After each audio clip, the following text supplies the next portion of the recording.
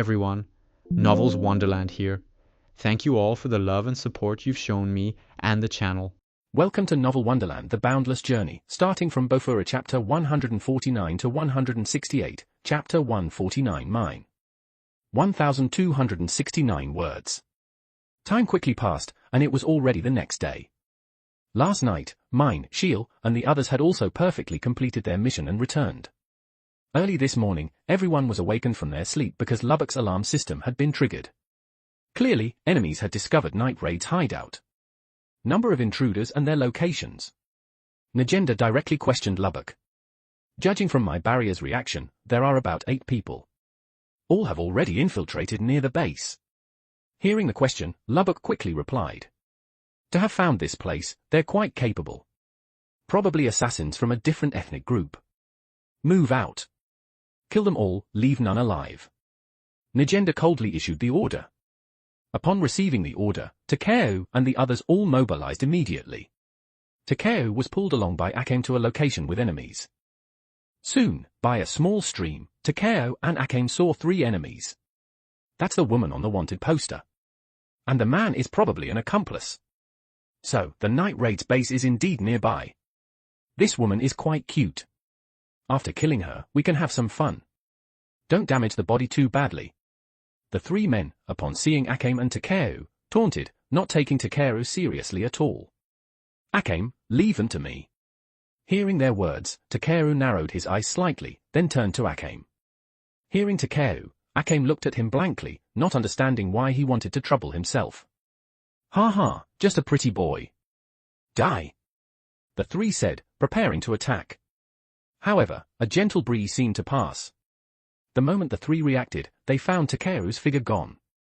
Simultaneously, they felt a slight pain and itch on their necks. Soon, their gazes turned vacant, and their heads fell off. It turned out in that instant, Takeru had severed their heads with his priest's staff. The speed was so fast their bodies hadn't even reacted. You seem rather leisurely in enemy territory. Akame, seeing Takeru deal with the 3, calmly commented mockingly. Elsewhere, others encountered their own opponents. First, Leone faced 2 intruders. After transforming, she easily pulverized them with her fists. In a cave, Lubbock caught a female intruder. Despite her pleas for mercy, Lubbock acted decisively and killed her. Then there were Mine and Shiel on a high cliff. Mine used binoculars to find a fleeing intruder. Then, using another intruder to heighten the sense of crisis, she fired a shot, blasting the enemy who had fled quite far into powder. As for the intruder used to heighten the crisis, Shiel effortlessly bisected him. The reason for this complexity was mainly due to Mine's Tegu. Tegu, Pumpkin, a gun-type Tegu that converts mental energy into shockwaves for firing. Its power increases according to the level of crisis the user faces. Its ultimate move involves removing restrictions to greatly increase the weapon's power, but afterwards, it overheats and becomes temporarily unusable. Forcing a shot in this state could damage the Tegu. Takeo also sensed Mine's attack. Based on a simple judgment, he suspected if Gluttony absorbed it, it would probably yield 300 to 400 points of mana. Finally, Bewlett encountered difficulty. Compared to others, he faced the most, 8 people. However, seeing them, Bewlett remained unhurried. Having already activated Incursio, his strength and defense had greatly increased. Even if there were twice as many, they wouldn't pose any real trouble. Facing the group's assault, Bewlett simply roared, his weapon rapidly swinging. Almost instantly, all the attackers were completely obliterated, their bodies turned into mincemeat and blood, instantly dyeing his armor red. Due to the intruder incident, Takeru's training under Mine was postponed for a day. Soon, another day passed. In the morning, following Najenda's instructions, Takeru needed to wake Mine up.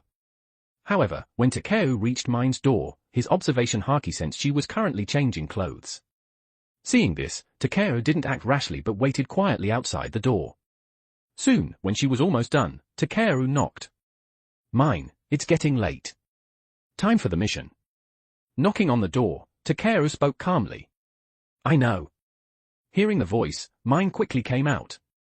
Then, Takeru and Mine headed towards the kitchen. Hey, Takeru, why did it take so long? Seeing Takeru return so late, Najenda curiously asked. Nothing, just thought Mine wouldn't be ready that quickly. Hearing her question, Takeru answered directly. How rude. I was already prepared long ago. Hearing Takeru's words, Mine said angrily. Really? If you were prepared long ago, you shouldn't have needed me to knock to come out. Hearing her, Takeru showed a half smile. None of your business. Seeing Takeru's expression, Mine was annoyed but couldn't refute it. After breakfast, Takeru and Mine headed towards the capital. Their mission today was to patrol the capital. Walking through the capital, Takeru noticed that although the streets were crowded, most people had expressionless faces. Even living in the bustling capital, only a very small portion of people were happy, which are the high officials and nobles. Passing by a small alley, Takeru heard a painful cry. In Takeru's perception, two youths were bullying a little girl. Without much thought, Takeru walked inside. Mine saw this and quickly followed. Don't gang up on someone weaker. Mine stepped forward and directly scolded the two. What's it to you? This person is a refugee from another country. She can't resist us nationals. The two spoke dismissively. So what? Hearing their words, Mine's face darkened, a trace of killing intent unavoidably leaking out. The two unconsciously stepped back. Takeru! At this moment, Mine called Takeru. Takeru stepped forward, looking at the two. A wave of malicious aura washed over them. Instantly, they felt as if plunged into an icy cellar, their faces pale. Scram! 10 seconds later, Takeru calmly spoke to them. Ah! Hearing Takeru, the two screamed and fled the spot. Even after they left, Takeru's expression remained somewhat grim. He privately lamented that not only the upper echelons but also the lower levels showed signs of corruption. Are you okay? After adjusting his mood slightly, Takeru looked at the girl gently. Thank you. I'm fine. Seeing Takeru's caring expression, the girl quickly said. Don't say thank you. You need to learn to protect yourself too. However, hearing the girl's thanks, Mine spoke coldly, then turned and left. That's just how she is. But her words are true. Only by being strong yourself can you protect yourself and what you cherish. After Mine left, Takeru gently patted the girl's head and earnestly advised. I understand. Really, thank you. Looking at Takeru's sincere, caring gaze, the girl thanked him seriously again. After bidding farewell to the girl, Takeru quickly caught up to Mine. Too slow. When Takeru caught up, Mine said impatiently. We're not that short on time, are we? Hearing Mine, Takeru replied calmly. HMPH. Hearing this, Mine said no more. Then, Takeru and the others began strolling through the capital, eating delicacies, shopping, buying clothes, like an ordinary couple. For example, when Takeru and Mine went to a clothing store, the clerk would smile and recommend couple outfits to them. At a restaurant, the waiter would also smile and ask if Takeru and Mine wanted a couple set meal. Every time they were misunderstood, Mine would blush and argue with the clerk. Takeru would watch with a smile, then later apologize to the clerk with a light laugh. It seems her personality isn't too good. You have it rough. Every time Takeru apologized, the clerk would sigh. Not really. I'm used to it. Hearing the clerk, Takeru would reply with a light laugh, then show a gentle smile towards Mine, as if she were a child throwing a tantrum. Chapter 150, Chapter 150 Mine Who Wants to Be a Winner in Life. 1270 words. You did that on purpose, didn't you? After leaving the clothing store, Mine looked at Takeru with a pout. Who? Did what on purpose? Hearing Mine, Takeru played dumb. Just those things you said to the clerk. Clearly, that's what made them misunderstand. Seeing Takeru's expression, Mine said angrily. Who? Misunderstand? Misunderstand what? Just about being a couple, you idiot. Seeing Takeru's look, Mine said frantically. Oh, that. Seeing Mine's frantic expression, Takeru nodded with a smile. But seeing Takeru admit it so readily, Mine was at a loss.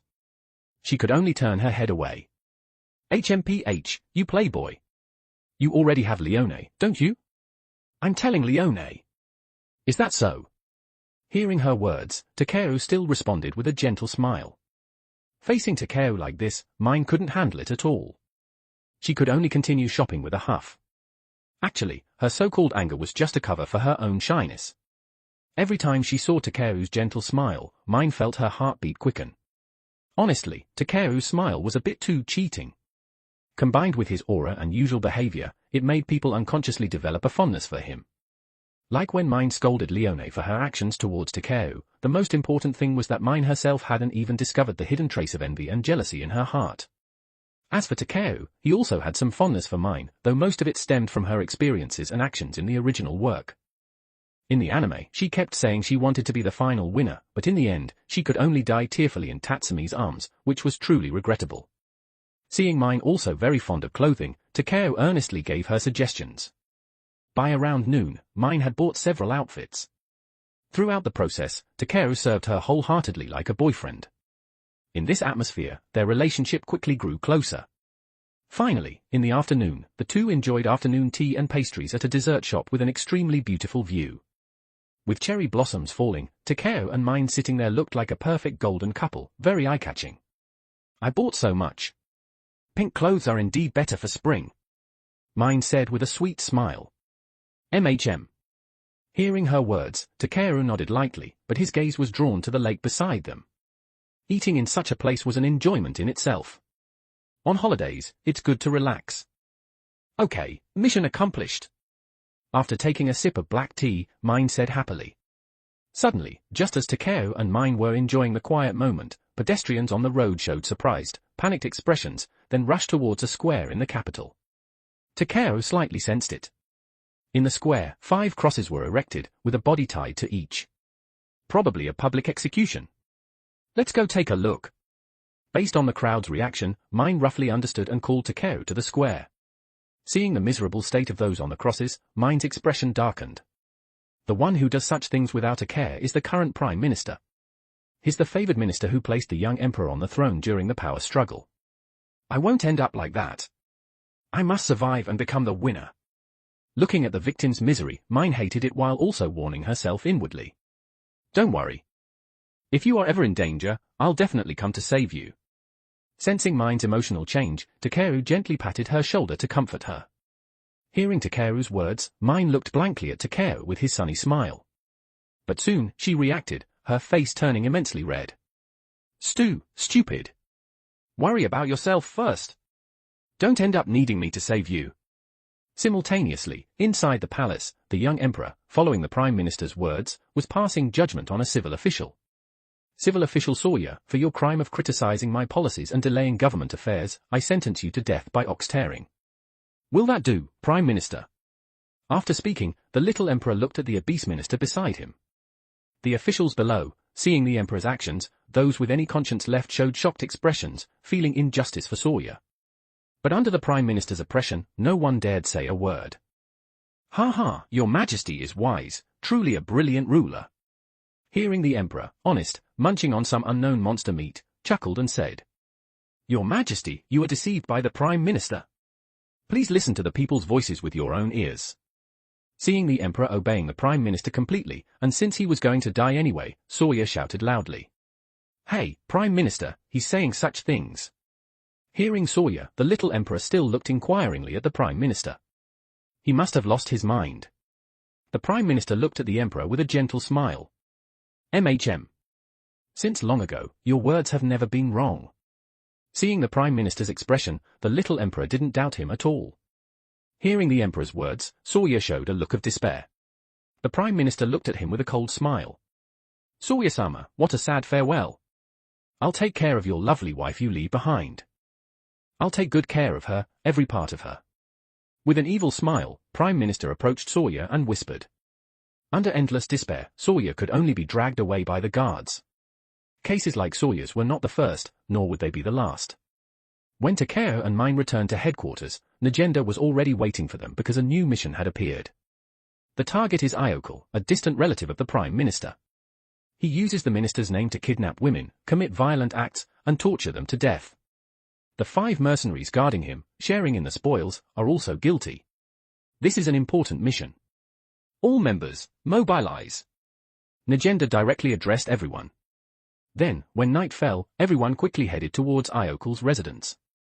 Since Takeo was still under Mine's tutelage, he naturally took over for Shield and acted with Mine. Because Mine was responsible for long-range sniping, Takeo was by her side for protection. The location Takeo and the others chose was on a plateau very far from the mansion. Here, Mine quickly adjusted her state. At this distance, I can usually hit. When he comes out of the mansion, I'll take him down with one shot. Mine aimed at the mansion direction, speaking calmly and collectedly. Mine's focus became extremely intense. Takeo, on his side, spread his observation haki, probing the surroundings for any movement. As for the mansion, since the distance exceeded 2 kilometers, Takeo's observation haki couldn't reach that far. They could only observe using binoculars. Enemy coming out. Soon, Mine, using the rifle's scope, saw the enemy emerge. Takeo had already noticed, but apart from the target, he was surrounded by many servants. It seemed the target was very cautious. Even in his own mansion, he wouldn't easily put himself in danger. But unfortunately, he was facing top sniper Mine. Under Mine's aim, even if Iokul only exposed a small gap of his head, Mine could fire a shot from over 2 kilometers away and accurately kill him. As expected of you, Mine. Hearing her words, Takeo said with a smile. HMPH, of course. I'm a shooting genius. Hearing Takeo's praise, Mine instinctively blushed a little. Don't worry. The guards that appear next, I'll clear them out. In Takeo's perception, with Iokul's death, guards there had mobilized in large numbers and soon reached a position less than a kilometer from Takeo and the others. After briefly sensing the number, Takeo retracted his observation haki, maintaining it at a safe distance of 100 meters. Chapter 151, Chapter 151 Everyone's Misunderstanding. 1,400 words. No matter what, we must find the criminals who assassinated Iokul-sama. If they escape, we will definitely be executed by the Prime Minister. They shouldn't have gotten far. The group of guards spoke nervously. However, waiting for them were Leone, Akame, and the others, who were already somewhat eager. They're here, they're here. This time, I can really show off. What a pity, if only Takeo were here to see my majestic side. Leone looked at the guards, speaking with a cold smile. As for Takeo, he and Mine headed towards the rendezvous point. The path along the way wasn't easy to walk, especially for Mine, who is carrying her pumpkin. It could be said that apart from her Tegu allowing her to unleash terrifying destructive power, Mine's actual combat ability was quite ordinary. Although much stronger than ordinary people, compared to other Night Raids members, she was definitely very weak. Seeing Mine having trouble with a steep slope, Takeo didn't hesitate, directly picking her up, then lightly jumping to the top. Hey, what are you doing? Because it happened too suddenly, Mine, after reacting, looked at Takeo with a red face and spoke loudly. Well, isn't this a faster way to reach the destination? Facing Mine's shyness, Takeo smiled and spoke as if it were perfectly natural. Idiot! Hearing Takeo's words, Mine said with a blushing face again, then turned her head away, not daring to look at Takeo anymore. Hey, Mine, tell me about your past. Ever since I saw your attitude towards that girl today, I've been curious. Walking towards the destination, Takeo suddenly spoke to Mine. HMPH, since you're begging me, I'll specially tell you the story of my past. I was born near the western border, a mixed blood with a different ethnic group. In the city, I always suffered discrimination. No one acknowledged me. My childhood was very tragic. But the Revolutionary Army has also formed an alliance with the Western ethnic group. Once a new nation is established, the two countries will establish diplomatic relations, and there will be no more barriers between nations. That way, no child will have to suffer the same situation I did. I won't let anyone suffer discrimination again. And then, as a Revolutionary Army's meritorious servant, I'll receive a huge bonus and live a high society life. Ahaha! The originally very inspiring words took a turn as Mine said happily. Is that so? Seeing her most genuine side, Takeo revealed a faint smile. Having both noble ideals and selfish desires, that was the most normal. Soon, Takeo, carrying Mine, arrived under a cherry blossom tree in the forest. All right, we're at the rendezvous point. Hurry up and put me down. Seeing they had reached the destination, Mine said to Takeo with a red face. Okay. Hearing Mine, Takeo didn't refuse, because in his perception, a figure was already less than 200 meters away from them. Based on the perception, it was the strongest among the 5 guards. As for Mine, she didn't detect the pursuer's traces. Instead, after leaving Takeo's embrace, she felt a faint sense of loss. Takeo also didn't act rashly, just continued chatting and laughing normally with Mine. Takeo, careful! Suddenly, while talking, Mine caught sight of the guard's arrival from the corner of her eye. He had already leapt high, his fist ready to slam down on Takeo's head. Don't worry, I'll definitely protect you. Hearing Mine's words, Takeru smiled faintly. Simultaneously, he turned around and threw a punch towards the guard's fist. The guard, initially noticing Takeru's move, was about to mock him. After all, he was a martial artist from the Imperial Fist Temple, and his fists were his most confident weapons. Seeing Takeru foolishly matching fists with him. However, after their fists collided, his expression changed drastically. It felt like punching steel. Then, the force erupting from Takeru's side directly sent him flying, crashing heavily into a large tree, instantly vomiting blood. Why? I was once the acting master of the Imperial Fist Temple. How can your fist be stronger than mine? Feeling the pain from his shattered hand bones, the man looked at Takeru in shock. Is that so? Doesn't that mean your Imperial Fist Temple is just a garbage place? After all, it raised trash like you. Takeru walked towards him with a mocking expression. Damn you! Hearing Takeru's words, the man prepared to attack Takeru with his relatively intact left fist. But Takeru directly took out his staff and easily killed him. Then, Takeru didn't forget to collect the coins on his body. After all, leaving them there was a waste. Like today, the expenses for mine shopping were basically paid by Takeru. The main source of money, apart from the mission shares, was from looting Ogre. Hey, Takeru, we're a team, so split it half-half, okay? Seeing Takeru actually loot a bag of gold coins, Mine's eyes lit up, and she spoke excitedly. Sure. Hearing this, Takeru revealed a smile and began dividing the spoils with her. After dividing the spoils, Mine excitedly rubbed her face against her bag of gold coins, enjoying the delightful sound of coins clinking. Seeing this, Takeru found it amusing. He hadn't expected Mine to have a miserly side. Mine, hearing Takeru's laughter, blushed. What's so funny? Don't you know the most wonderful thing in this world is money? Yes, yes, yes. Seeing Mine's face red as if dripping blood, Takeru couldn't stop smiling. You nasty guy.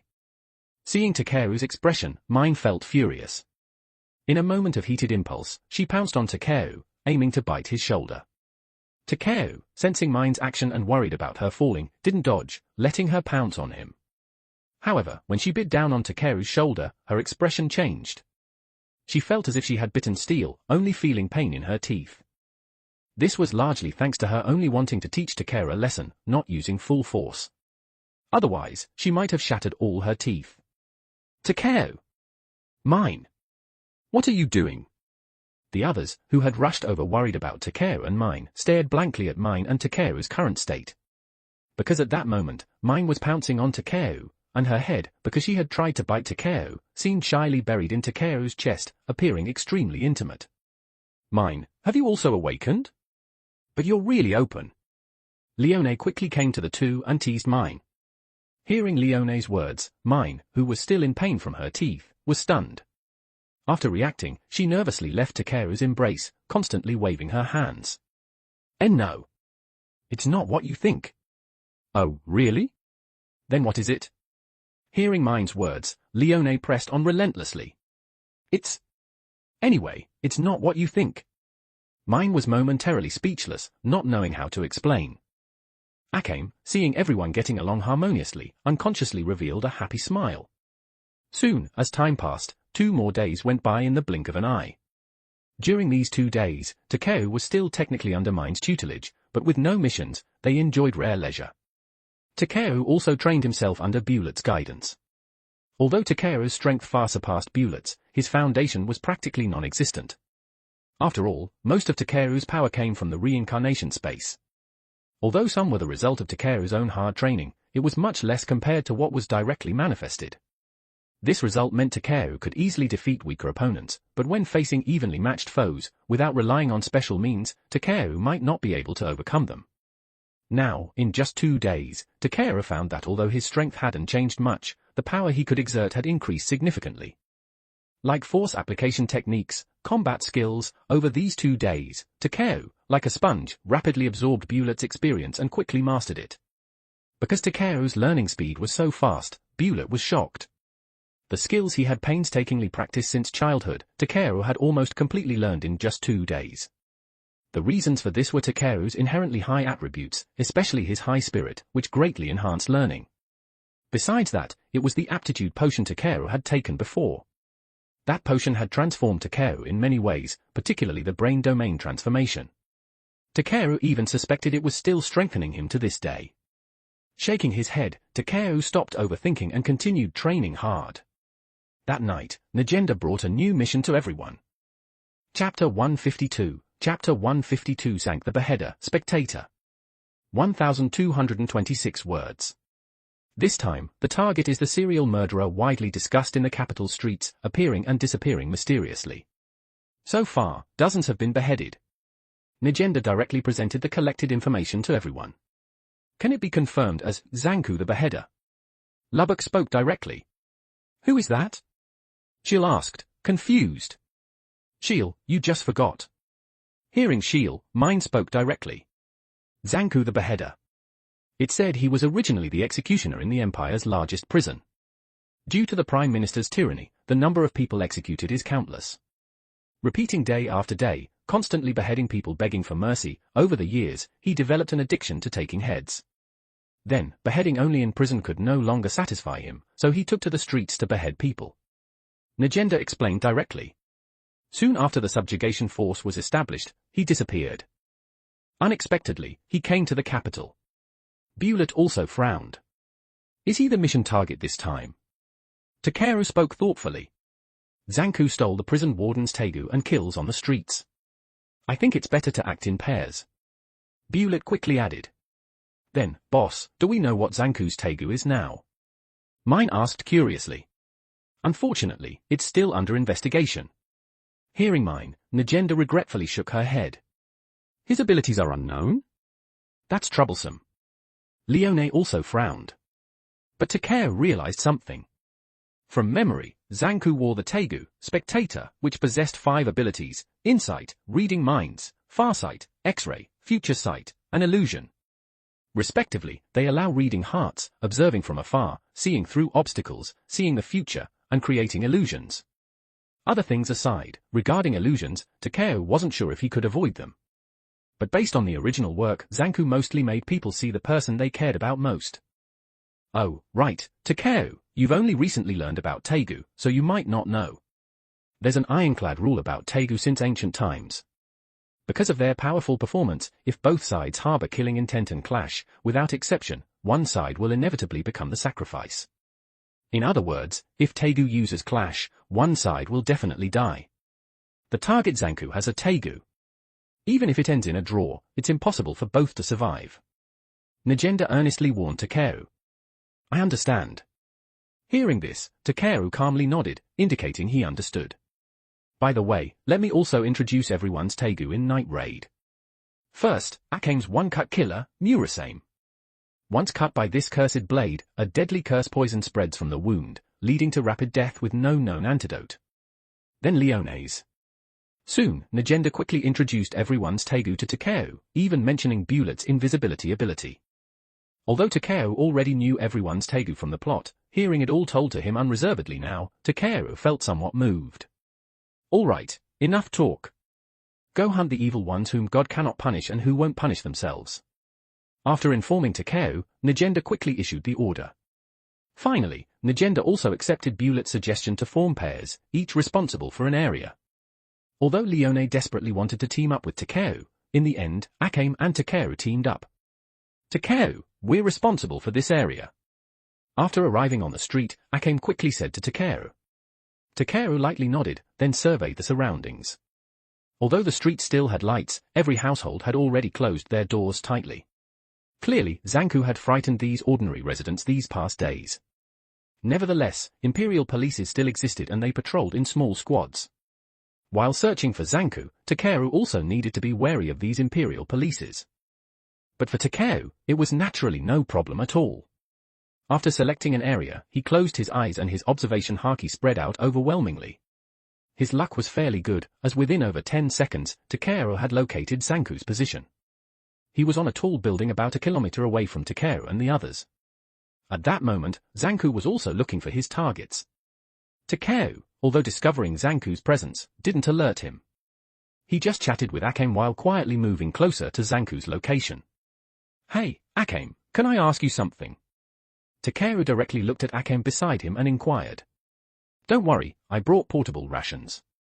Hearing Takeru, Akane directly replied. I'm not asking about that. Can you tell me about your childhood? Takeru directly asked. Hearing Takeru, Akane was stunned, involuntarily looking at him. Noticing his caring gaze, she fell silent for a moment before nodding. When I was little, my sister and I were sold to an imperial agency, entered an assassin training facility, and underwent training. We belonged to the Elite 7. Afterwards, we completed assigned tasks according to the Empire's will. All assassination missions were completed alone. While carrying out missions, I constantly felt the Empire's darkness. Finally, when assigned to assassinate an agenda, I was persuaded and joined Night Raid. Akane's tone was somewhat low. Clearly, those memories were a very painful past for her. Hearing her words, Takeru lightly nodded without saying much, just gently patting her head to comfort her. Following street murderers, even assassins appear now. This truly is a dangerous city. Delightful, delightful. Meanwhile, on a high tower top, Zanku noticed Takeru and Akane's approaching figures. Recognizing the famous Akane and others instantly, he spoke with a wicked smile. Now, where to start killing? Oh, that intimate gesture, could they be a couple? Impressive, impressive. It's decided. Delicious things should be eaten first. With a deranged smile, Zanku muttered to himself. Takeru, after patrolling a bit, also noticed Zanku's active approach through his observation haki. Clearly, Zanku had made them his primary targets. Although unclear on the details, Takeru revealed a smile. However, Takeru noticed Zanku stopped not far away, seemingly looking for an opportunity to strike from the shadows. Looking at Akane beside him, Takeru understood. Zanku probably planned to pick them off one by one. Thinking this, Takeru considered for a moment, then directly said to Akane, Akane, wait here for a bit. I'm going somewhere. To the restroom. Seeing Takeru seemingly heading towards an alley, Akane directly asked. Hearing her, Takeru smiled but didn't say more, continuing towards the alley. After pretending to relieve himself there, soon, Takeru noticed Zanku making his move. Not long after, Mayu's figure appeared at the alley's end. Takeru frowned. He clearly knew Mayu couldn't possibly be in this world, but seeing the illusion of her shown to him still made him uncomfortable. Shaking his head, Takeru quickly followed Mayu. Soon, the two arrived at a wide square, where Mayu stood straight, looking at Takeru. You're Zanku the Beheader, right? Seeing the stopped Mayu, Takeru didn't attack immediately but calmly stood still and spoke. Good evening. How did you recognize me? Hearing Takeru, Mayu instantly transformed, becoming the fierce-looking Zanku. Simple. Because the person you transformed into couldn't possibly be in this world. Hearing him, Takeru calmly replied. Oh, I see. Because they're dead, right? Hearing Takeru, Zanku naturally assumed Takeru saw a deceased person. Takeru didn't comment further, just manifested his staff. Also a Tegu user? But strange, why can't I read your inner thoughts? Suddenly, Zanku frowned, looking at Takeru. He found that spectator's mind-reading ability completely ineffective on Takeru. Hearing Zanku's words, Takeru was also stunned. And Zanku didn't seem to be lying. Realizing this, Takeru sighed in relief. Although unsure why, not having his mind read meant this Tegu posed no threat to him in any sense. Chapter 153, Chapter 153 Shield the Airhead. 1426 words. With this thought, Takeru decided not to waste any more time and directly attacked towards his staff. Over there, Zanku used the dual swords in his hands to quickly block Takeru's assault. So impatient. Attacking right from the start with a sneak attack. But even though I can't see through your mind, my Tegu still possesses future sight, you know. I can see all of your attacks clearly. Zanku said while blocking Takeru's strikes. Oh, really? Then did you see the future where you are slain by me? Hearing his words, Takeru lightly laughed during a gap in his attacks. After hearing Takeru's words, Zanku seemed to see something. He jumped back in alarm, staring at Takeru. Saw something, did you? Seeing Zanku's reaction, Takeru spoke with curiosity. But Zanku said nothing, quickly turning and running off in a certain direction. It would be troublesome to let you escape. After all, you might very well be a task. Watching the fleeing Zanku, Takeru spoke calmly. Soru. Takeru uttered softly, and his figure soon vanished from the spot. After 2 consecutive Soru, Takeru caught up to Zanku, even blocking his path. Seeing Takeru's suddenly appearing figure, Zanku instinctively swung the short sword in his hand at Takeru. But when his blade touched Takeru's palm, it was as if it had struck something incredibly hard, unable to penetrate at all. Takeru tightly gripped his weapon and kicked him hard, sending him flying. "You are suffering, aren't you? I will help you find complete release." Looking at Zanku, who had almost lost his ability to fight from that single kick, Takeru spoke calmly. There was no helping it, the difference in their strength was too great. When Takeru had no intention of prolonging the fight, Zanku's strength naturally couldn't force Takeru into any so-called hard-fought battle. Coming before him, Takeru calmly looked at Zanku, whose eyes were wide with pain, and thrust the sharp end of his staff into his heart. As Takeru pierced his heart, he completely lost his ability to struggle. The voices have stopped. Sure, pleasure. Thank you. Even though Takeru had killed him, Zanku left this world with a slight smile in the end. No one knew that as Zanku kept killing those people, now whenever he fell silent, he could hear special voices, the moans of the people he had killed, coming from hell. Because they hated Zanku, it was as if they were constantly urging Zanku to go to hell. The reason he stole the Tegu and killed indiscriminately was also because these so-called voices tormented him to the brink of collapse. Although he didn't completely break down, he became a madman. It wasn't until Takeru slew him that those voices finally stopped. Afterwards, Takeru also took Zanku's Tegu. Holding the Tegu in his hand, Takeru had a feeling he could freely wield it. However, Takeru shook his head. This Tegu was somewhat redundant for him. The observational ability? His EN could pretty much achieve that. Farsight and X-ray vision? His observation Haki could do that. As for future sight, Takeru felt observation Haki might be able to achieve it. Only the illusion ability was something Takeru couldn't do. But acquiring illusion abilities wasn't difficult and he could simply exchange for them in the reincarnation space. Of course, although it was somewhat redundant for Takeru, this item was still very good. After some thought, Takeru didn't immediately store it in his item slot. After all, now wasn't the time yet. "Takeru, are you okay?" Not long after Takeru took off the spectator, Akame, her eyes filled with worry and concern, quickly arrived not far from Takeru. "Don't worry, I'm fine. The task is already complete." Holding up the spectator, Takeru said with a light laugh. "That's great." Hearing Takeru's words, Akame also let out a sigh of relief, but she still forcibly came over and felt around Takeru's body. Only after completely confirming he was unharmed did she pull Takeru to go regroup with the others. Takeru could only look helplessly at Akame's actions. He suspected she was a female pervert, but he had no evidence. Afterwards, once everyone gathered, they quickly ran back to the base. Although they returned to the base, Takeru didn't immediately hand over the spectator to Negenda. Using the pretext of studying it, he retained possession. Since Takeru personally hunted it, Negenda, though puzzled, didn't forcibly take it back when she saw Takeru's serious expression. Soon, another peaceful day passed. That night, Takeru was lying on his bed with his eyes closed, meditating, when he sensed a figure suddenly enter. Just as Takeru thought it was Leone again, the figure's owner pulled up a chair and sat beside Takeru, just staring at Takeru blankly. "Shiel, is there something you need?" Opening his eyes, Takeru looked at Shiel helplessly. "Who? Takeru, you're not asleep yet? Or did I disturb you? I'm really sorry." Seeing Takeru suddenly open his eyes, Shiel spoke in her clueless, adorable way. "No, I just sensed someone coming." "Shiel, it's so late. Is there something?" Looking at Shiel's demeanor, Takeru sighed and spoke again. Come to think of it, Shiel was the first important character to be lost in the anime. Her screen time wasn't much, but she left a deep impression. She got along best with Mine and Akame, often partnering with Mine. In the end, she was killed by Seryu's Tegu while saving Mine. "Good evening. I heard starting tomorrow, Takeru will be my subordinate. Please take care of me." Hearing Takeru's question, Shiel said directly. "So, what's the connection between becoming your subordinate tomorrow and appearing in my room tonight?"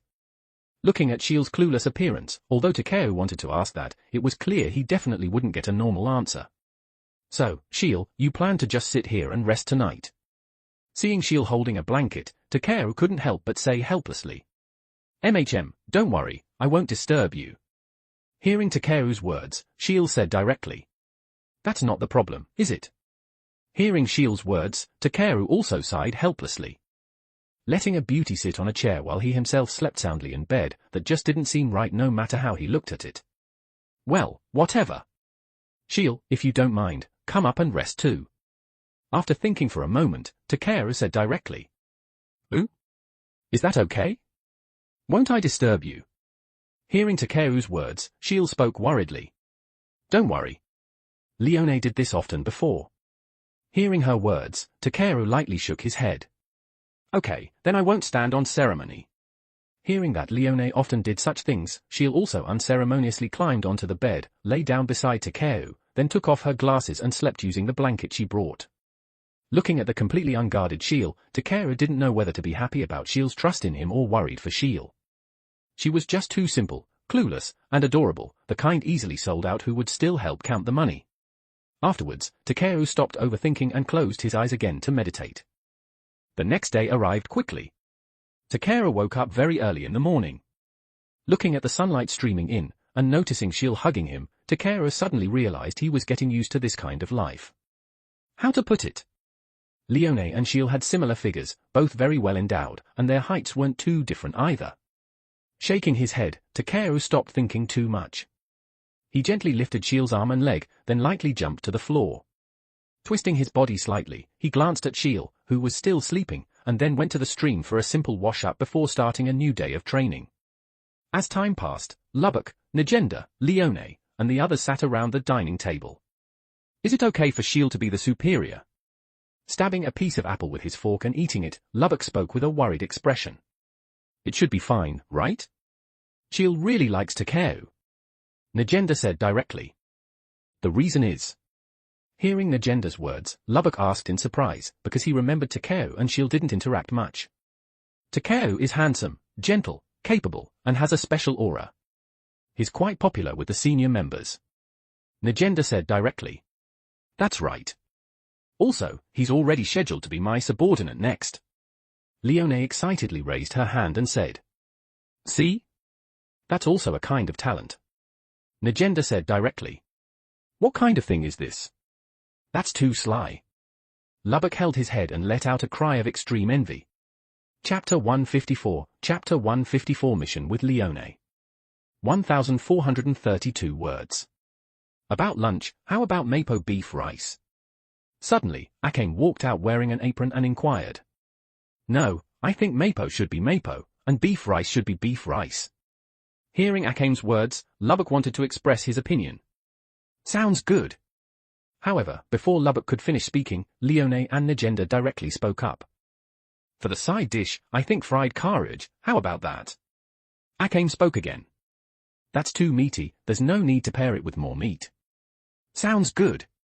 Before Lubbock could finish speaking, Leone and Negenda once again spoke up. In contrast, most of the beauties in Night Raid really liked eating meat. Except for mine, basically every meal included meat, even breakfast. Regarding this, Takeru didn't find it strange, since he was also a meat lover. Compared to everyone chatting leisurely at the Night Raid's headquarters, over here, following Shiel's guidance, Takeru was swimming in a river wearing heavy armor. This training method was something Takeru hadn't experienced before. Although the weight of the armor was basically negligible to Takeru, when combined with being in the water, the weight increased considerably. Moreover, due to the water current, Takeru's movements were noticeably slowed down. After a session of training, Takeru also found that his swimming ability had improved quite a bit. After swimming continuously for over an hour, Takeru finally climbed to the riverbank. Swimming for over an hour straight in heavy armor at high intensity, and even with Takeru's current physique, he felt a hint of fatigue. The airheaded Shiel, however, didn't notice these details. After Takeru came ashore, she softly said, "Swimming in armor, you've worked hard. But this is one of the training methods in the Assassin Development Course 783. Since I'm not assigned work at the secret base, I can focus entirely on training." I see. So, why did you join Night Raid, Shiel? Takeru looked at Shiel and directly asked. I used to live in the slums below the imperial capital. Since I was little, no matter what I did, I was clumsy and had no particular talents at all. Hearing Takeru's words, Shiel quickly recounted her story. It was mostly similar to what Takeru remembered. Because of her clumsiness, Shiel was often laughed at, but she still had a good friend. However, after she killed her friend's ex-boyfriend to save her friend, that friend left her out of fear. And thus, Shield discovered her own talent, which was killing. When killing, she was exceptionally calm and composed, and afterwards, she wouldn't feel the slightest bit of fear. Is that so? Even so, I can feel that Shield is very gentle. Hearing her words, Takeru also softly comforted her. MHM. Hearing Takeru's words, Shield also took a deep look at Takeru and nodded. In the blink of an eye, 2 more days passed. During these 2 days, Takeru continued to follow Shield to various special places for training, and his relationship with Shield grew more and more harmonious. Now, it was Takeru's turn to be Leone's subordinate, and Leone took Takeru to the slums to play. Compared to the bustling streets of the imperial capital, there were quite a few people in the slums too. Moreover, compared to people over there, Takeru could even see that many people here had more genuine smiles. Though poor, they seemed to live quite fulfilling lives. Of course, there were also many people worried because of their poverty. Hello, Leone. Walking along the road with Leone, some people smiled and greeted her. Next time, help me massage my shoulders again. An old woman looked at Leone and said with a smile. Tonight, let's go drink our fill again. Leone, play with me. Walking all the way, regardless of men, women, old or young, it was clear that Leone was very famous here and also very popular. Eh, Leone, is this your boyfriend?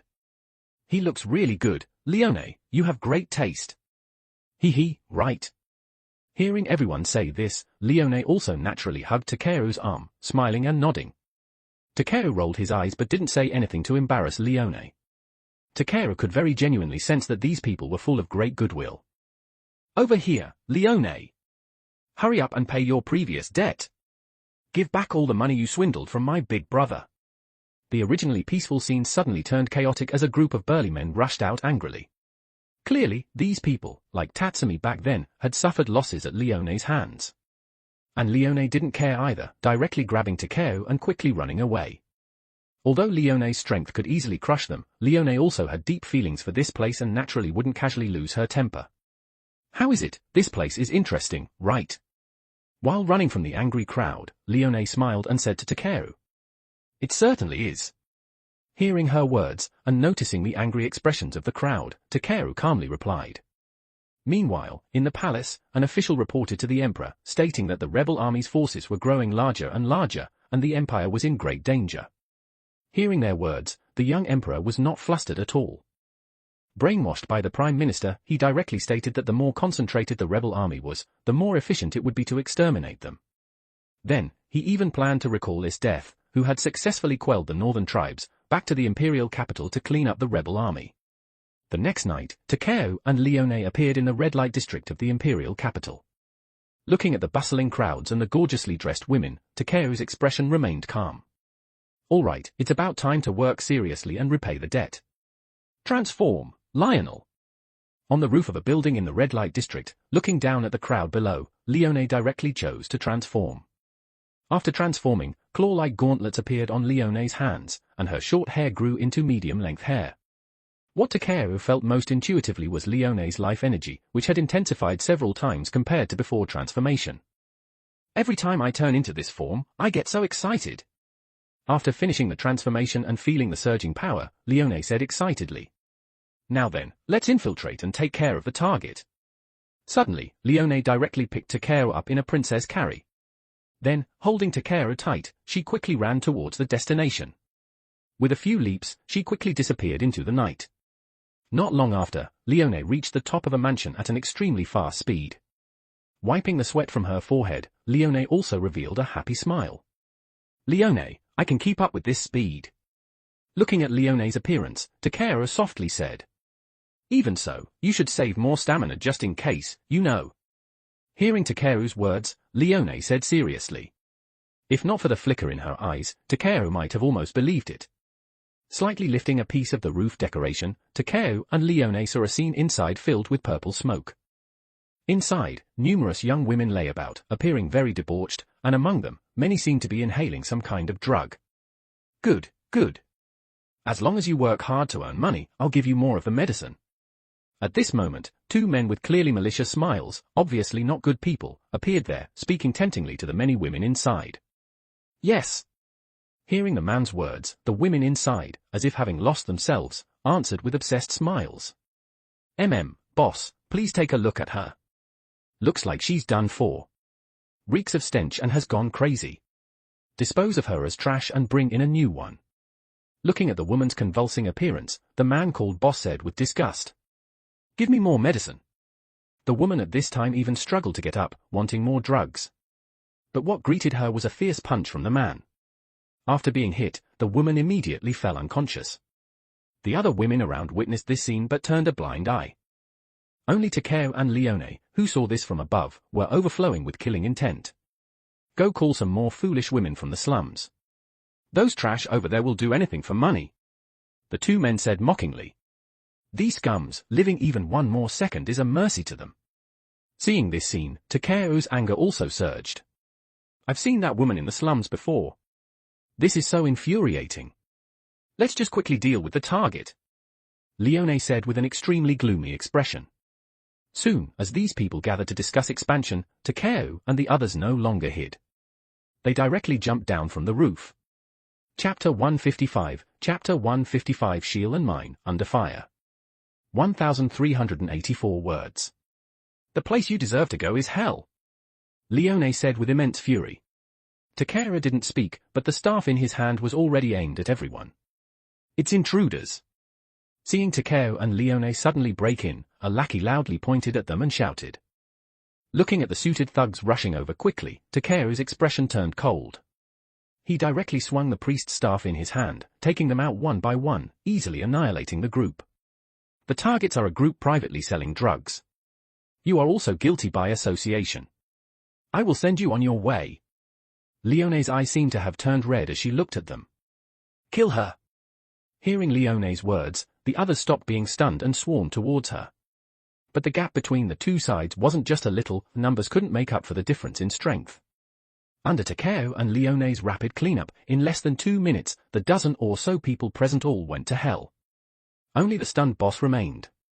He too was grabbed by the neck by the furious Leone, lifted high into the air.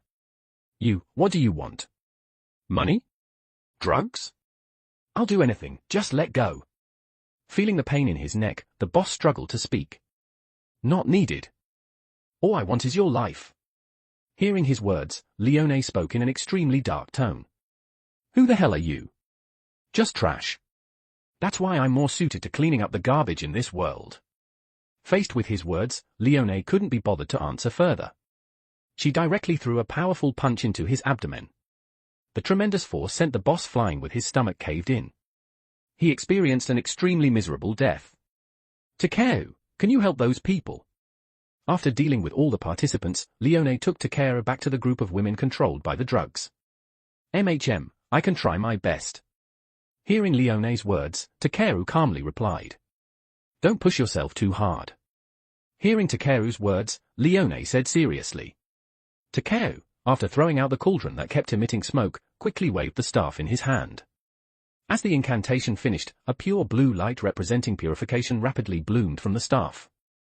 The drugs in the bodies of the women illuminated by the light quickly dissipated. 3 minutes later, Takeo stopped releasing the purification. Using purification as an area of effect skill was the first time for Takeo. The consumption was larger than he imagined, and the effect was slightly diminished. But the high-level purification ability wasn't difficult in dispelling these drugs. After all, except for a few who were severely corrupted by the drugs, most were only in the early or middle stages. As for the mana consumption, it wasn't a problem for Takeo at all. Of course, he still had to pretend a little. And these women, whose consciousness Takeo had reawakened, undoubtedly shed tears of remorse. Although their consciousness was hazy from the drugs before, the memories were tangibly present. All right, you're free now.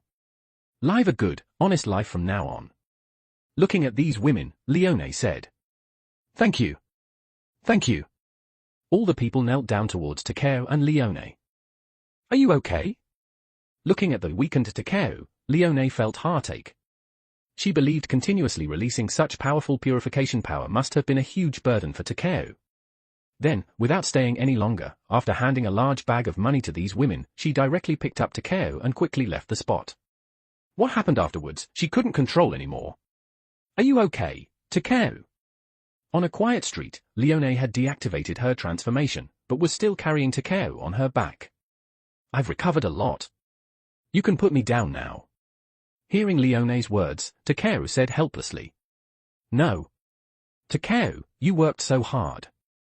Let me at least do something for you. I wonder how everyone else's missions from the other teams are going. Leone glanced at the night sky and said faintly. Meanwhile, at this moment, Mine and Shield were also heading back to Night Raid's secret base. This chaeable guy, even if he's cautious, there should be a limit. Running, Mine kept complaining. But it's really great that we successfully took out the target, right? Shield said gently. On a tree, a figure looked at the running Shield and Mine and revealed a cold smile. A surge of killing intent was directly released towards the two. The two also noticed something was wrong. At the critical moment, they jumped away from their original spot. The place where they had been was as if an explosion had occurred, the ground shattered, raising a large amount of dust. An enemy? What's going on? I didn't sense her aura at all. Mine frowned, looking at the suddenly appearing woman. It seems she's quite different from the security team members who completely exposed their aura. She also looked warily at the suddenly appearing Seiryu. Just as expected. The appearance matches the one on the wanted poster. Confirmed as Night Raid Shield. Judging from the Tegu held, the accompanying woman is also confirmed as belonging to Night Raid. My nightly vigil wasn't in vain, waiting for them. We finally meet, Night Raid. I am Seiryu Ubiquitous of the Imperial Police Force. In the name of absolute justice, I hereby pass judgment on evil. Seiryu, like a fanatic, trembled as she looked at the two. Since our true identities are exposed, you can only come with us or die. Hearing Seiryu's words, Mine directly said. Rebels, I'll be the one to execute you. My father died fighting vicious rebels like you. And you also killed my teacher, Captain Ogre. I will never forgive you. Seiryu pointed at the two with hatred in her eyes. In other words, she's very motivated. In that case, let's strike first. Hearing her words, Mine quickly loaded her pumpkin. However, after a round of rapid fire, as the smoke dispersed, a massive monster blocked the front of Seiryu. The previous attacks were all blocked by the monster, only leaving large pits on its body, which returned to normal in the blink of an eye. Mine, that's a Tegu. Seeing this scene, Shield understood they were up against a formidable foe. Seems so. And it's a living type 1. Mine naturally reacted as well. Tonfa, gun mode. While Shield and Mine were on guard, Seiryu also quickly used the weapons on both hands to attack the two. A large number of bullets shot towards Mine and Shield. The two were prepared and jumped away from the attack position. Even at this distance, gunfire doesn't have a noticeable effect. Koro, predation. Seeing the two's reaction, Seiryu frowned, then directly gave an order to Koro. Hearing Seiryu's words, the dog-shaped monster called Koro opened its bloody maw, its body rapidly spinning as it charged towards Shield. Faced with this situation, Shield remained calm and composed, not panicking at all. The scissor-type Tegu in her hand aimed precisely, quickly passing through Koro's attack, even inflicting a deep wound on it, causing blood to flow. Sorry. After attacking Koro, Shield said faintly. However, seeing Koro sustain a huge injury, Seiryu remained unperturbed. With arms crossed at her waist, she seemed to disregard Shield's attack completely, even showing extreme mockery. Just as Shield was about to walk towards Seiryu, she suddenly found her surroundings plunged into darkness and heard a beast-like roar. Turning to look, she noticed the huge injury she had inflicted on Koro had already disappeared. Koro was now looking at her furiously. At this moment, Mine's attack came again, directly knocking Koro aside, saving the stunned Shield. It's mentioned in the literature, right? Against biotype Tegu, if you don't smash the core hidden somewhere inside its body, it can continuously regenerate. Without a heart, even Murasame would be useless. Mine quickly reminded Shield. Koro, arms. Noticing that both Mine and Shield were not ordinary opponents, Seiryu once again ordered Koro. Hearing her words, Koro grew two thick arms, looking even more bizarre. Disgusting. Seeing this, Mine commented mercilessly. Crush. Seiryu again commanded Koro. Then Koro directly used its rubber-like arms to continuously punch towards the two. Mine, get behind me. Seeing this, Shield also showed a grave expression. She directly placed the giant scissors horizontally in front of her, continuously blocking Koro's relentless attacks. Chapter 156, Chapter 156 Fierce Battle and Desperate Situation. 1,423 words. He's so heavy. Enduring Koro's endless beating, Shield could only defend herself with difficulty. At that moment, Seryu took out a whistle and blew it, revealing a sinister smile. An attack like a storm, and even calling for reinforcements, this is truly a crisis. Facing this situation, Mine's expression grew even calmer. She leaped into the air and directly fired an ultra-powerful shot at the frenziedly attacking Koro. Her firepower increased. Feeling the intensity of the energy blast Mine released, Seryu found it somewhat hard to believe. However, although it blew off half of Koro's head, it clearly didn't hit the core. Koro quickly began to regenerate. Damn, it regenerated so fast. What terrifying vitality. Noticing the change in Koro, Mine frowned and said, "Head, don't underestimate the fissomeness of a Tegu." Hearing Mine's words, Seryu said with a wicked smile. And then, Shield's figure swiftly rushed out from the thick smoke, heading straight for Seryu. A Tegu is just a tool. It will stop immediately once the user is taken down. Shield said softly. Ecstase. After closing in on Seryu, Shield released her skill. The scissor blade instantly emitted a dazzling blue light, then swiftly launched a piercing attack at Seryu. But Seryu wouldn't give up easily. For the sake of avenging her family and teacher, she used the metal firearm in her hand to defend against Shield's attack. She herself isn't weak either. Feeling Seryu's resistance, Shield frowned, but the attacks from her hands didn't stop. And Koro, sensing its master was in danger, instinctively wanted to go to her rescue, but Mine blasted at it, stopping its movement. Your opponent is me. I won't let you get past me. Mine said coldly, glaring at Koro. But because her sense of crisis had weakened, her attacks had weakened once again. Seeing Mine trying to stop her, Koro angrily advanced towards Mine.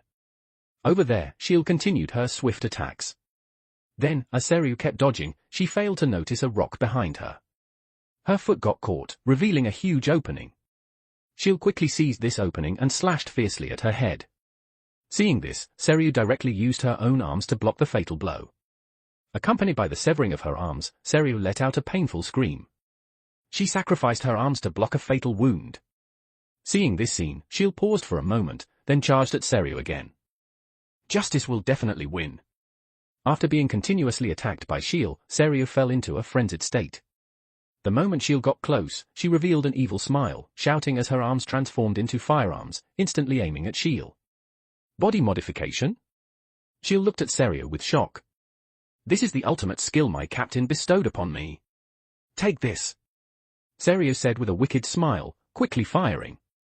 However, as the gunshot rang out, Shield didn't fall in a pool of blood as Seryu had imagined. Instead, at the critical moment, Shield calmly used the huge scissor blade horizontally in front of her, blocking the bullet. She blocked it. Seryu looked at Shield in shock. And now Shield was expressionless. She performed a fancy move with the scissors, and severed Seryu's firearm arms again. It's not over yet. If I use that move, Koro will temporarily become immobile due to overheating. But there's no other way. Although seemingly driven into a corner, Seryu still didn't intend to give up. Koro, use the ultimate skill, Berserk. As Seryu's voice fell, Koro's appearance rapidly changed. Its body grew a size larger, appearing extremely strong. Most importantly, its whole body turned from white to deep red, looking extremely ominous. And Mine, who was originally responsible for holding it off, felt an extremely ominous aura. Then, Koro let out a tremendous roar, forcing Mine and Shield to cover their ears, unable to move. The opponent still has this kind of ultimate move. Mine thought incredulously. And it was this gap that allowed Koro to grab her directly. Mine. Seeing this, Shield couldn't help but shout. Crush her. And Seryu, in front of Shield, screamed maniacally. However, as Koro kept exerting force, a flash of silver light passed by, and Koro's thick arm was directly severed. It was Shield, who had abandoned Seryu and arrived just in time, saving Mine. Shield. Mine, who had fallen, saw Shield and revealed a look of joy. Made it. Noticing Mine only had minor injuries, Shield also sighed in relief. But before she could completely relax, a gunshot rang out. Shield's back was directly hit by a bullet, and blood instantly splattered. It turned out that Seryu in the distance had used the gun hidden in her mouth to fire. The sudden change left Mine and Shield somewhat unable to react in time. My body can't move. Hit by this shot, Shield briefly lost control of her body. And in Mine's horrified gaze, the berserk Koro had already opened its bloody maw, aiming at the immobile Shiel. As Koro drew closer and closer to Shiel. With a boom, what came into view wasn't the scene of Shiel being bitten to pieces. It turned out that at the critical moment, an invisible attack suddenly blasted out, accurately smashing the berserk Koro away. This change left everyone present unsure of what had just happened. At the same time, not far away, Takeru seemed to sense something. Just now, he discovered that the shadow person he had hidden in Shiel's shadow seemed to have taken action. This also meant Shiel had encountered a life-threatening danger. Because under Takeru's instructions, unless Shiel and Mine faced a certain death situation, the shadow person would not act. Leone, Shiel and Mine have run into trouble. You go back first. I'll go check on them. Thinking of this, Takeru directly jumped off Leone's back, shouted loudly, and quickly disappeared on the spot. And Leone, who was originally walking, heard Takeru's words and didn't react for a moment. When she came to her senses, Takeru's figure had long since disappeared from the spot. Takeru has such fast speed? Mine and Shiel. I hope nothing happens to you. Leone didn't doubt Takeru's words. Although she didn't know how Takeru sensed it, she still chose to believe him. However, out of concern for her comrades and Takeru, she also prepared to carry out a rescue. Thinking of this, she also quickly transformed, but she helplessly discovered that after Takeru went a little farther, he left no trace of aura at all, making it impossible for her to track him. Seeing this, she could only choose to believe Takeru and first hurried back to Night Raid's secret base on her own. Back to Shiel and Mine's side, Koro, who was blasted away by the invisible attack, was also furious. However, just as it wanted to counterattack, it was still being continuously attacked by something, unable to move at all. What is that? Watching Koro being continuously attacked but unable to see the enemy hidden in the dark, Seryu was also furious. Shiel, are you okay? Here, Mine also struggled to stand up, then worriedly came to Shiel's side and asked with concern. Yeah, I'm fine. I can still hold on. Hearing Mine's words, Shiel quickly replied. Damn bastard. Then Mine also looked at Seryu angrily, wanting to shoot her with her gun, but her fractured arm made the gun-raising action very slow. Mine, there's no time. The guards are arriving. Shiel quickly reminded Mine. Damn it, I'll remember this. Seeing this, Mine quickly helped Shiel up and left. Up to now, they still didn't know what had happened, but her mind instinctively thought of Takeru. Don't worry, I will definitely protect you. Mine's mind kept flashing Takeru's words, and she stared blankly at the invisible person still beating Koro. As for Bullet, Shiel and Mine directly ruled him out. If it were Bullet, he would have attacked Seryu long ago or prioritized getting them away, not desperately attacking Koro. Mine, we need to break through. Looking at the numerous guards, Shiel loudly said. Although she was shot in the back, Night Raid's members wouldn't be defeated by just one bullet. Or rather, if it were truly a fatal wound, then Takeru's shadow person would have appeared long ago. There was one thing Takeru hadn't considered, his order was for the shadow person to attack only when faced with a life-threatening danger. So the shadow person also strictly followed Takeru's will. If Koro hadn't been about to tear Shiel apart, the shadow person hidden in Shiel's shadow wouldn't have appeared. Chapter 157, Chapter 157 Takeru's Arrival, Mine's Emotion. 1457 words. Soon, Shiel and Mine had already taken down 7 or 8 guards consecutively. However, they were now completely surrounded. Shiel, due to being shot, combined with her high-intensity attacks and defense, was now panting heavily. Mine wasn't doing much better either. Though her condition was slightly better than Shiel's, the injury to her arm made it difficult for her to attack. Mine, I'll stay behind to hold them off. You get out of here quickly. Sensing that her current physical state likely couldn't hold on much longer, Shiel decisively said. No, Shiel, hang in there. Takeru will definitely come to save us. He said he would definitely protect me. Hearing Shiel's words, Mine gritted her teeth and said. Takeru. Hearing Mine's words, Shiel was also stunned. Seeing the firm resolve in Mine's eyes, Shiel nodded, then sidestepped to dodge an incoming attack while simultaneously using her ecstasy to tear the assailant in half. Quickly, the two held on for over another minute. However, their conditions were worsening, and the guards' attacks were becoming more cautious and fierce. Takeru! Yet, facing such a desperate situation, Mine still tightly clenched her pumpkin, firmly believing in Takeru's arrival. Then, suddenly, just as Mine took down another guard, one of the guards used a comrade's corpse as cover to launch an attack from Mine and Shiel's blind spot. By the time they noticed the attack coming, it was too late to react. Takeo, you still didn't come after all? Damn it, I'm really not willing to accept this.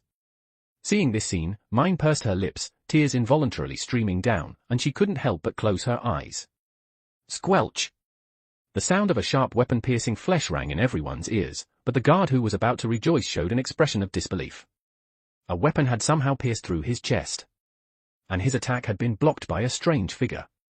He didn't even know when the figure had appeared in front of him. Sorry, I'm late. Seeing the tearful Mine and Shiel, whose blood was still flowing, Takeo spoke gently to the two of them. Takeo! Without the imagined pain, and hearing Takeo's familiar, gentle voice in her ears, Mine, who opened her eyes, pursed her lips and threw herself at Takeo. Light, in the name of Lamairis, bestow protection. Heal. Chanting softly, Takeo used the staff in his hand to cast a healing spell on both of them. Feeling enveloped by warm light, Mine felt the pain fading and her wounds quickly healing. Shiel too, the bullet wound that had pierced through her was rapidly healing, and her whole body was quickly recovering as well. The guards surrounding Takeo and the others stared in shock. Out of fear and wariness, they didn't dare make a move while Takeo was doing all this. All right, Mine, Shiel, the hunt begins. Takeo's gaze coldly swept over these guards. He didn't have much personal enmity with them, but their current positions were opposed, and since these people had seen Mine and his own appearances, Takeo couldn't let them leave. Actually, there was one thing Takeo somewhat couldn't understand. Since they were afraid of exposure, wouldn't it be better to wear a mask while on missions? Although there was still a chance of exposure, the risk would be significantly lower. Okay. Hearing Takeo's words, Mine quickly reacted, adjusted her mindset, and began sweeping Pumpkin's fire across the guards. Shiel's movements regained their agility as well. With each swing of her scissor blade, a guard member fell. Koro, tear them to shreds.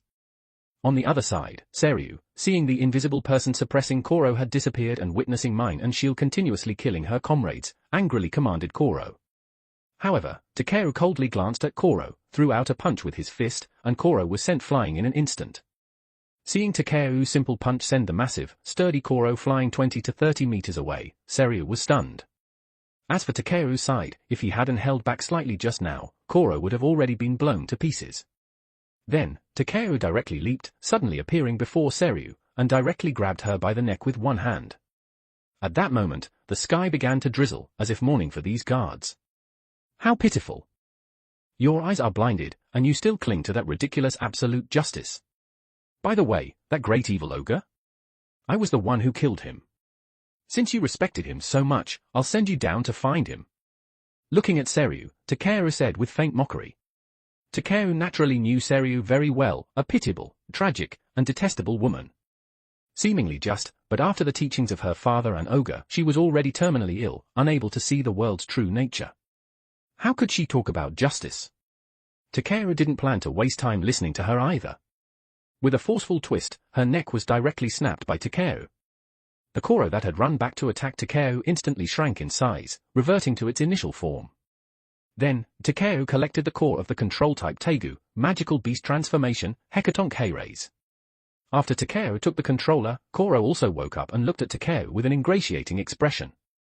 Takeo frowned as he looked at this dog-type Tegu that had almost eaten Shiel. However, Takeo also understood that a Tegu's actions were solely due to its original master. Koro, go ahead and devour them. Seeing this, Takeo directly commanded Koro. Hearing Takeo's words, Koro instantly grew in size, opened its large mouth, and began devouring the guard members one by one. In less than 3 minutes, Takeo and the others had completely ended the battle. Koro also returned to its small dog form. Takeo, are you okay? Seeing Takeo had a staff but still continued to command Koro, Mine worriedly ran over and said, I'm fine. What about you two? Gently shaking his head, Takeo also looked at the two with concern. Although their injuries were mostly healed, after losing so much blood and going through such a difficult fight, their condition couldn't be said to be good. We're mostly fine now. Seeing Takeo's concerned gaze, Mine softly shook her head. That's good. All right, then let's head back now. Seeing their condition, Takeo also let out a sigh of relief. Naturally, neither of them had any objections to Takeo's words. They quickly nodded and began running towards Night Raid's secret base. Takeo, how did you know about our situation? And when Shield was in danger earlier, was that you who intervened? Along the way, Mine finally couldn't suppress her curiosity and asked Takeru. That's my special ability. It's also because of it that I knew you were in danger. Seeing Mine's gaze, Takeru didn't hide it and gently nodded. After spending some time together, everyone had long since come to regard each other as true comrades. So, it was fine to let them know about some of his abilities. I see. Thank you. After hearing Takeru's words, Mine didn't press further, just spoke softly. Only Shield, having left the combat state, reverted to her usual dazed personality and didn't pay attention to Takeru and Mine's conversation. So, do you need me to carry you? Seeing the two seemed in a somewhat bad state, Takeru spoke up again. You carry Shield. She lost a lot of blood earlier. Though Mine wanted Takeru to carry her, it was clear Shield's condition was worse at the moment. Seeing this, Takeru also nodded, then directly went in front of Shield. Shield didn't stand on ceremony either. After simply saying thank you, she affectionately wrapped her arms around Takeru's back, letting him carry her as he ran. Leaning against Takeru's back, feeling the warmth emanating from him, Shield quickly fell into a sleep state. Another half an hour or so later, Takeru saw Negenda and the others waiting in the rain. Takeru! Mine! Shield! Seeing Takeru and the others return, everyone quickly ran up, all collectively letting out a sigh of relief. Is Shield okay? Looking at Sheila asleep on Takeru's back, everyone asked with concern again. Don't worry, her wounds have been healed. She just needs to rest a bit to recover. Mine too. Have them wash up and get some rest, that's all they need. Seeing everyone's concerned looks, Takeru quickly said. Good. As for the mission, we'll talk about it after everyone's better. Hearing Takeru's words, Negenda also quickly said. Then Leone quickly took Shield from Takeru's back, and Akame also pulled Mine along. Several of them went to the bathhouse together. After all, the two were somewhat weak now, and with the heavy rain, they needed a good hot bath to avoid catching a cold or something. Chapter 158, Chapter 158 Frame. 1,356 words. Meanwhile, Takeru had casually washed off in the river, using his telekinesis to evaporate the moisture from his body, and then returned to his bedroom. As his basic attributes continued to increase, Takeru's overall resistances kept strengthening. Things like heat and cold were areas where his resistance was exceptionally high. So, a little rain was nothing, and even winter swimming in snow wouldn't pose the slightest problem. Back in his bedroom, Takeru pondered the day's events. Although he had arrived in time and the two hadn't faced a life-threatening danger, Shield might have still been in trouble if he had been even slightly later. All of this was because the shadow person's intelligence wasn't very high. Takeru's instruction was to act only when a life-threatening danger appeared. And after acting, it would only instinctively attack Koro, who was attacking Shield. As long as Koro wasn't destroyed, the shadow person wouldn't take the next step. Thinking of this, Takeru reminded himself that next time he gave instructions, they needed to be clearer and more specific. Change it to act when danger appears? That didn't seem great either, as often the others could resolve dangers themselves. Takeru also didn't want the shadow person to appear too frequently in front of outsiders. Perhaps it could be changed to when someone is about to suffer a serious or fatal injury. Just as Takeru was thinking, the door to his room opened. It was Leone. Leone, is something the matter? Looking at Leone, Takeru asked curiously. Hey, Takeru, you're not resting yet. Seeing Takeru sitting on the bed, Leone was also taken aback. Hearing Leone's words, Takeru felt a bit helpless. So, you came over thinking I was already asleep. I was thinking about some things. But Takeru didn't call her out on it, just said softly. Is that so? You're not hurt, are you? You just helped so many people, rested for a bit, and then rushed off to mine and Shield's side. Leone said with concern. Don't worry, I know my own limits and won't push myself recklessly. Hearing her words, Takeru replied with a smile. That's good. By the way, Takeru, how did you know mine and Shield were in danger, and even know their location? Hearing Takeru's reply, Leone directly ran over to Takeru's side, sat down next to him, and continued asking. It's another ability of mine. Hearing her question, Takeru answered directly. I see. Hearing that Takeru didn't seem inclined to elaborate, the understanding Leone stopped pressing. Regardless, it was Takeru who saved mine and Shield today, and that was enough. As Leone stopped asking, the room fell quiet. Takeru glanced at Leone, who didn't seem to be planning to leave, then simply laid down, closed his eyes, and began to meditate. Seeing Takeo like this, Leone also showed a smile, lay down as well, hugged Takeo, and drifted off to sleep. From the very first night Takeo arrived, Leone had discovered that sleeping while hugging Takeo felt incredibly solid and secure, a kind of indescribable sense of safety. As an assassin, she didn't know whether to be happy or worried about this. She was very attached to this feeling, but if it continued long-term, a problem might arise, her perception of danger could diminish, which was a very dangerous thing. That's why she only came to Takeo's room occasionally, she was afraid of having her sense of crisis worn away. Soon, time passed until the next day. When sunlight shone into the room, Takeo woke up right on time. Looking at Leone, who had most of her body pressed onto him, Takeo was somewhat accustomed to it. He casually pinched her cheek, and soon she woke up too. Is it morning already? Good morning, Takeo. Noticing the sky was already somewhat bright, Leone said lightly. Good morning. You can let go of me now. Hearing her words, Takeo said with implied meaning. It's just that sleeping while hugging you is too comfortable. Hearing Takeo's words, Leone showed no panic at all, speaking with a cutesy, cheerful smile. Takeo rolled his eyes. But after she got up, Takeo quickly sat up as well. After she left, he swiftly changed his clothes and left the room. After some morning exercise, when the time was about right, Akame appeared before Takeo on schedule, pulling him along to help everyone make breakfast. Akame, isn't the amount of ingredients today a bit too much? Looking at the large quantity of food, especially the meat, that Akame had brought out in the kitchen. Shiel and mine are both injured, so we need to give them a good supplement today. Hearing Takeo's words, Akame stated matter-of-factly. Hearing her words, Takeo smiled but didn't point out the truth. While it was said to be for supplementing Shiel and mine, their appetites were only so big. Even for nutritional supplements, they couldn't eat that much. So, in the end, most of it would be devoured by Akame's bottomless stomach. Afterwards, a sumptuous breakfast was prepared, and everyone quickly gathered. Takeo noticed Mine's gaze towards him had changed somewhat, and she would sneak glances at him occasionally. When Takeo made eye contact, she would guiltily turn her head away. Then, everyone quickly finished breakfast. After that, Negenda asked about Shiel and Mine's physical conditions. Both stated they were fine, and only then did everyone feel relieved. Afterwards, Negenda quickly inquired about Shiel and Mine's mission and how they had encountered danger. Hearing Negenda's words, the two didn't hide anything and quickly recounted the course of events. After hearing it, Negenda stared blankly at the sleeping Hecatonk Heires over there, never imagining this guy had almost taken out her comrades. But for now, she planned to keep it first and send it to the Revolutionary Army's headquarters next time. It should prove quite useful. As time passed, 3 days quickly went by again. During these 3 days, nothing major happened on Night Raid side, but the outside world saw many incidents. And now, Negenda had gathered the Night Raid's members for a meeting. Everyone's here, right? I have some bad news. Esdeath has successfully suppressed the north and returned to the capital. Leone, you go to the capital to investigate Esdeath's movements. Negenda said, also assigning a task to Leone.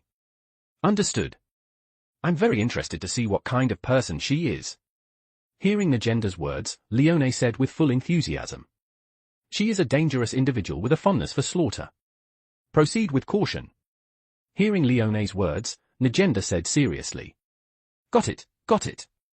Hearing Negenda's words, Leone waved her hand dismissively, while thinking to herself that if the opportunity arose, killing her wouldn't be a problem either.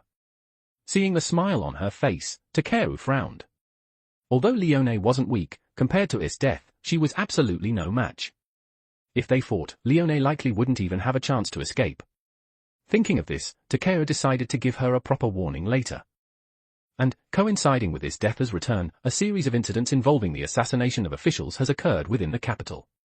The victims include 4 officials and a total of 61 of their guards. The problem is this flyer bearing Night Raid was left at the murder scenes. Negenda, not noticing Leone's heightened fighting spirit, continued directly with the situation. They're trying to frame us. Seeing the flyer, Bewlett frowned and said. The crime declaration looks deliberately done. People shouldn't believe it, right? Lubbock also asked curiously. At first, people thought so. But now it's been determined that we did it. Hearing Lubbock's words, Negenda sighed. Why? Hearing this, Mine was also stunned. All the victims were accompanied by first-class guards. Ordinary rebels would only face a counterattack. Negenda stated directly. In other words, the attacker specifically chose targets that appeared stronger to assault. The only ones capable of such a thing are people with strength comparable to ours. Naturally, everyone wasn't foolish and quickly understood why people would conclude it was Night Raid's work. Correct. It should be Tegu users. Judging them to be Esdeath as subordinates shouldn't be wrong. Negenda continued. Chapter 159, Chapter 159 The Three Beasts. 1,418 words. Then there should be a pattern, right? Or perhaps the targets chosen are political enemies of the Prime Minister, or something similar. Hearing her words, Takeru continued. Exactly. The targets so far have all been capable individuals who dare to oppose the Prime Minister, patriots concerned about the nation's fate. When building a new nation, such officials are indispensable. We cannot continue to lose the valuable talent of the new country. So, even though we know it's a trap, I still hope everyone can resolve it. Now, let's hear everyone's opinions. Negenda took a deep breath and spoke. What more is there to say? Whether it's stealing Night Raid's name or indiscriminately killing innocents, their crimes are already unforgivable. Takeru said calmly. Yeah, Takeru, you're right. Hearing Takeru's words, Bewlett quickly expressed his agreement. Good, then it's decided. For those who dare to use our name without permission, let's teach them the rules of us assassins. Hearing Takeru and Bewlett's words, Negenda also stood up, revealing a wicked smile. There are two officials likely to be targeted next. Takeru, Bewlett, and mine as one group, and Akame, Lubbock, and Shield as another group.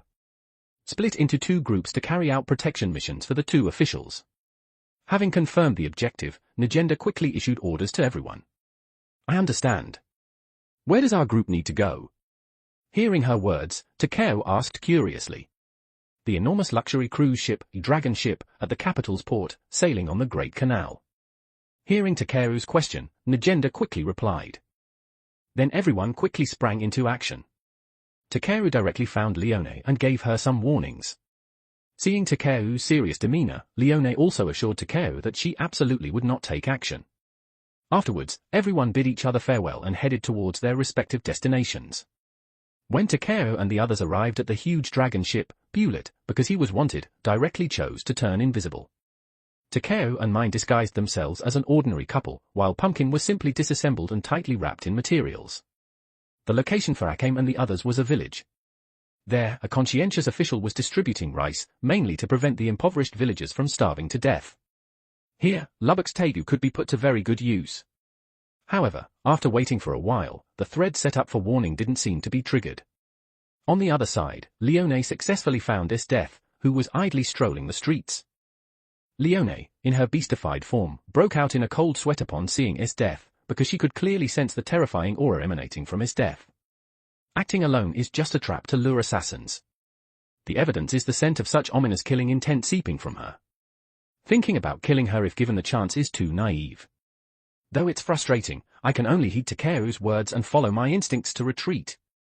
Lying on the rooftop, just peeking at Esdeath made Leone break out in a cold sweat. After some thought, she quickly chose to leave. Left? Not planning to fight? What a pity. I was hoping to try out some new interrogation methods. After Leone left, Esdeath, who seemed leisurely, said lightly.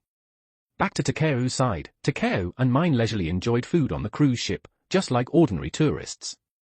After all, both Takeru and mine were very refined in demeanor, looking no different from these nobles, even more so than them. Takeru had already used observation haki to locate the three beasts inside the ship's cabin. However, with the crowd bustling now, Takeru and the others naturally wouldn't act rashly. The three beasts had a similar thought, thinking there are too many people. Starting a fight casually might let some fish slip through the net. Moreover, they had more convenient abilities to make these people lose their ability to resist. As the ship moved away from the shore, Takeru noticed the three beasts were getting a bit restless. When a certain point was reached, a beautiful flute melody began to play. Through observation haki, Takeru clearly sensed it was the flute played by one of the three beasts, a petite, effeminate-looking boy. The flute melody seemed to contain a special magic, gradually causing people to lose control of their bodies. Takeru! After listening for a while, mine also leaned weakly against Takeru. the flute's magic made her feel very unwell. As for Takeru, although not completely unaffected, the impact wasn't significant. Perhaps due to his high basic attributes, he had strong resistance to this flute sound. Since most people around had fallen, seeing Mine's discomfort, Takeru quickly held her, took out his staff, and used a purification ability on her. Under the effect of the purification power, Mine's strength quickly recovered. Afterwards, she also noticed their current intimate posture, making her blush intensely. But after recovering, she didn't leave Takeru's embrace, instead lingering in his arms. Takeru noticed Mine's action. With a faint smile, Takeru didn't say much, just waited in place for the three beasts to appear. As for Bewlet over there, although Takeru sensed he was also affected, he used pain to keep himself from being influenced by the flute. Still such an elegant sound as always. The ship has left the city area, so there are no land witnesses anymore. The timing is just right. Noticing the distance the ship had traveled from shore, one of the three beasts, Liver, said with a light laugh.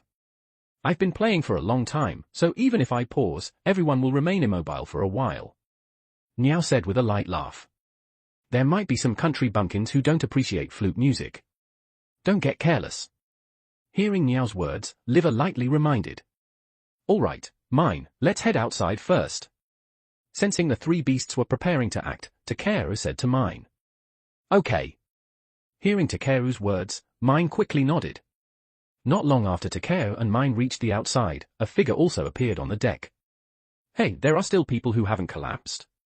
If you'd just fallen asleep, I might have spared your life.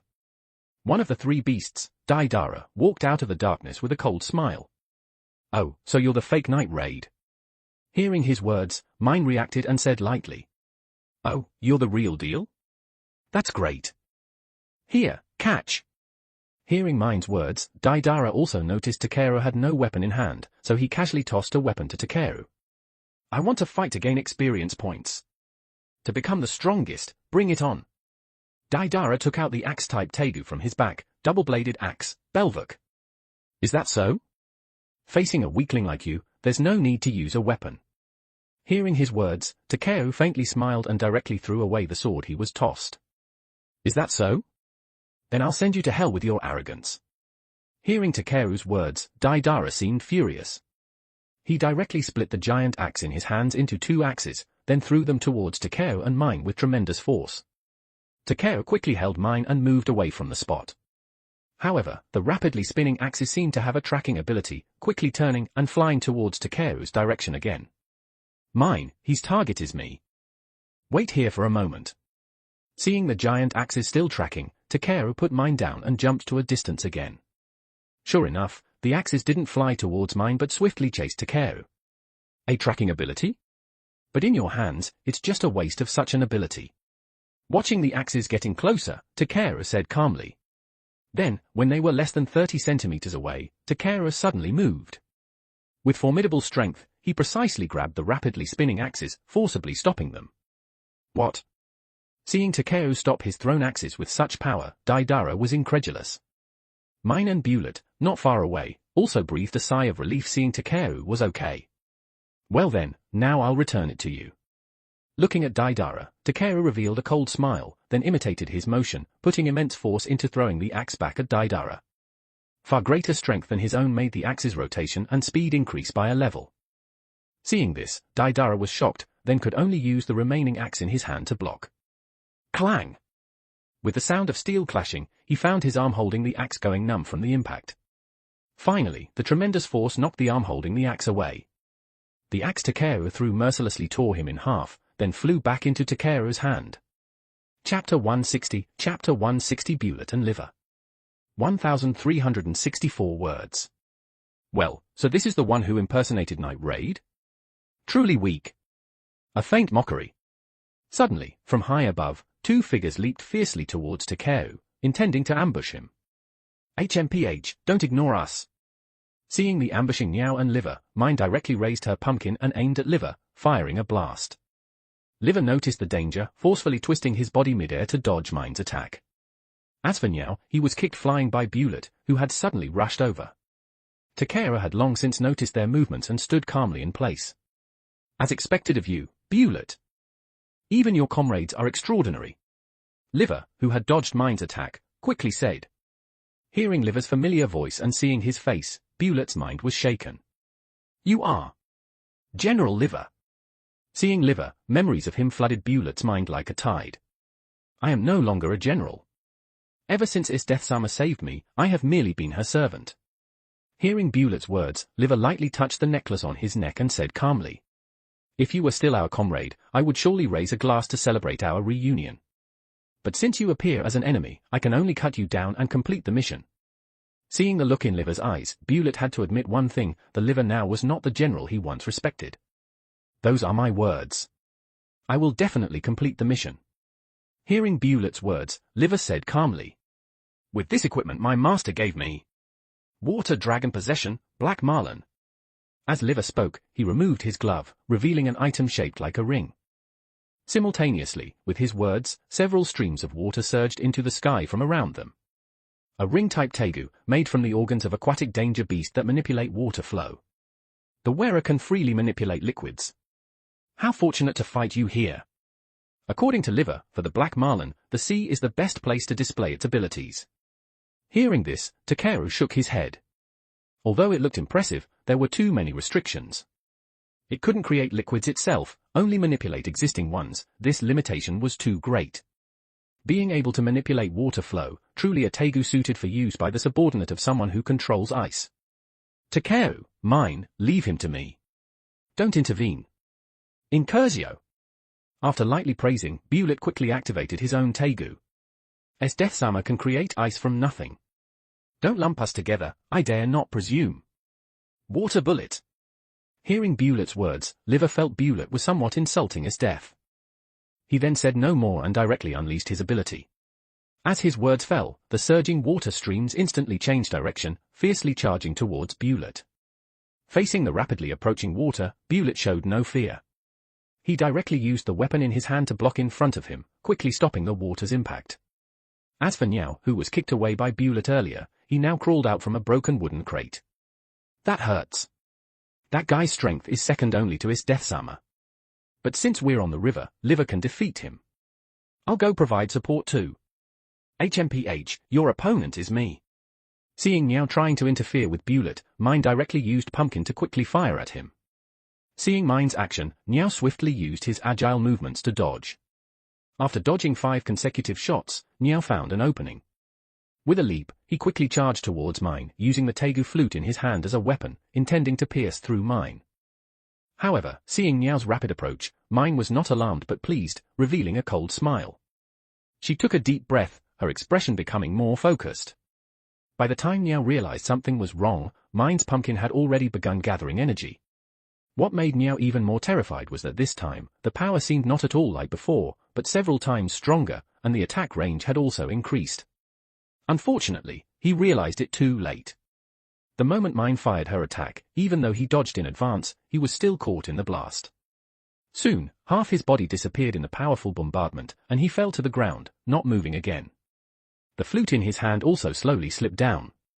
Mine casually picked up the flute and returned to Takeru's side. Should we intervene? Mine looked at the scene of Liver and Bewlett's battle and asked curiously. No, this is their personal grudge. Let them settle it themselves. Hearing Mine's words, Takeru shook his head, respecting Bewlett's choice. At this moment, Liver used a massive water flow to form a dragon, lifting himself high into the air, looking down on Bewlett. Takeru watched this scene calmly. Be crushed to pieces under the water pressure, Bewlett. Abyssal Serpent. Looking at Bewlett clad in hard armor, Liver launched another attack. A water stream quickly formed into a serpent-like head, charging at Bewlett. Facing the aggressive water, Bewlett wasted no words. He simply crouched, then leaped, holding his lance-type weapon and charging forward, directly tearing the serpentine water flow in half with his formidable strength. I knew you wouldn't dodge but would come forward to shatter the serpent. After all, if the ship is damaged, there will be many casualties. But leaving the ship aside, in the immobile air, you definitely can't dodge this move. Seeing Bewlett shatter the serpentine water flow, Liver wasn't surprised, instead, he looked as if this was expected. His goal wasn't to attack Bewlett with the serpentine water flow but purely to lure him into the air. Muddy Stream Spear. Seeing Bewlett, as he predicted, in the inconvenient-to-move air, Liver quickly unleashed the attack he had prepared earlier. As Liver's voice fell, 8 thick streams of water surged from the sea at incredible speed, aiming for Bewlett, finally merging into one enormous water flow. Boom! Ah! As the water flow collided with Bewlett's body, he let out a painful cry. The powerful impact even cracked the mask on his armor.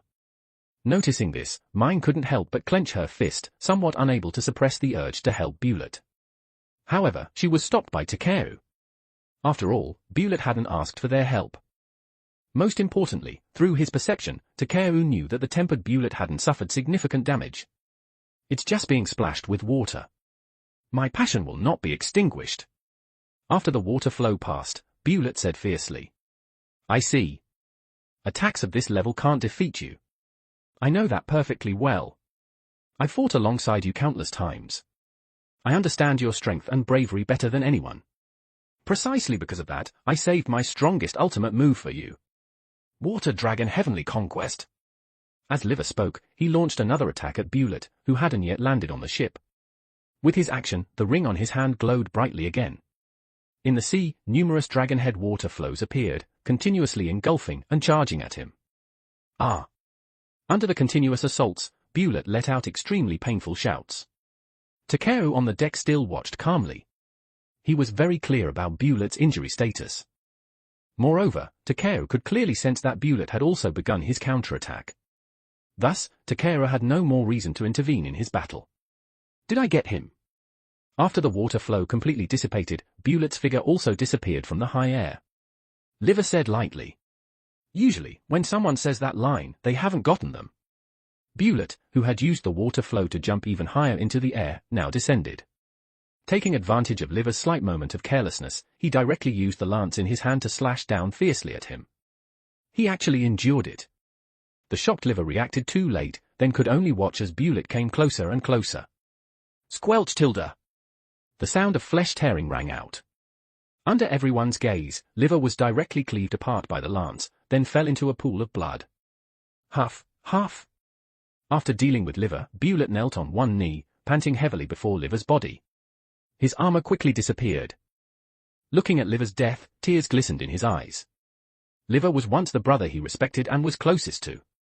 But now, the paths they chose were different. He could only bear the grief and cut him down. Chapter 161, Chapter 161's Death. 1,399 words. Light, in the name of Lamiris, bestow protection. Heal. After Bewlett completely finished off Liver, Takeru quickly summoned his staff and healed him. Feeling the light rapidly repairing his body, Bewlett quickly stood up. After adjusting his emotions, he turned around with a smile and gave Takeru a thumbs up. All right, gather the spoils. We need to leave. Seeing that he seemed to have regained his spirit, Takeru said softly. Then, Takeru put down the axe-type Tegu, took Liver's ring-type Tegu, and used water control to quickly send the ship back to the mainland. When it was about time, Takeru and the others swiftly disappeared from the ship. As for the aftermath, Takeru and the others couldn't be bothered. The most important thing now was to return and report on the battle. In the blink of an eye, 2 more days passed. During these days, Takeru and the others spent their time training. Apart from Takeru's side, the capital also took action. For example, Death, having lost the 3 beasts, took new actions, planning to recruit a group of strong individuals to form a special force. On Takeru's side, one morning, Negenda bid farewell to everyone, preparing to send the Tagus confiscated from the 3 beasts, along with Koro, to the Revolutionary Army's headquarters. Regarding this, Takeru didn't say much, except he still hadn't handed over the spectator to her. Negenda acted as if she had forgotten about it and didn't bring it up. Akame, I'll leave things to you during my absence. The battle strategy is, everyone, do your best. Negenda, carrying several Tagus on her back, said seriously to Akame. I understand. Hearing her words, Akame quickly nodded. Hearing her words, Takeru was stunned but said nothing more. Boss means for everyone to do their respective duties. It's fine. Seeing Takeru's expression, Bewlett also showed a smile and gave Takeru a thumbs up. Seeing Bewlett's demeanor, Takeru didn't know why he suddenly thought of a certain green jumpsuit-wearing Bolcut. After bidding Negenda farewell, everyone once again threw themselves into intense training. Liver, Niao, Daidara, you lost. That means you were too fragile. The strong prey on the weak, it's the natural order. You hopeless, damn subordinates. Since it's hopeless, I'll avenge you. Before the tombstones, Death spoke softly. My new Tegu-wielding subordinates should arrive today. I heard they're a cunning bunch. Let's play with them a little. Then, Death murmured to herself and left the cemetery. My name is Wave. I'm a seafaring man who once fought in the Empire's navy. This time, the Empire's special police summoned me, which is considered a promotion. This is my first time coming to the big city. To avoid being looked down upon, I specifically put on my best, coolest clothes. At the capital city gate, Wave showed a confident smile as he thought this. Behind him, he carried a huge backpack with many fish heads sticking out. However, as he passed, people around couldn't help but whisper. In the eyes of the capital's residents, Wave's attire and the large bag of fish looked extremely rustic. Country bumpkin. He's a country bumpkin. I don't know if it's an illusion, but I feel everyone is looking at me. Could the customs here be different from back home? Noticing people's strange gazes, Wave also began to wonder if something was wrong with him. However, having seen blood, Wave wouldn't be intimidated by people's odd looks. After some self-encouragement, he quickly headed towards his destination. All right, the people inside should be my future colleagues. First impressions are important. Can't let them look down on me. At the door, Wave, with his huge fish bag, did some mental preparation, then opened the door. Hello, everyone. I'm transferred from the Empire's navy. As soon as he opened the door, Wave enthusiastically prepared to introduce himself, but then he saw only a man wearing a mask, looking like a criminal, sitting at the long table. He immediately froze. Sorry, wrong room.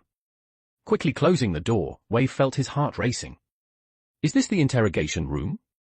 Give me a break. Clutching his chest, Wave still showed a hint of panic. But when he took out the note instructing him to gather here and confirmed it was indeed this room, he was stunned. Then, realizing that person might be his colleague, his expression became even more rigid. Hello. With the mindset of not provoking him, Wave entered the room again and chose the seat farthest from the masked man. As Wave sat down, the masked man also turned his gaze towards Wave. This action immediately made Wave feel as if time was dragging. He didn't have to wait long.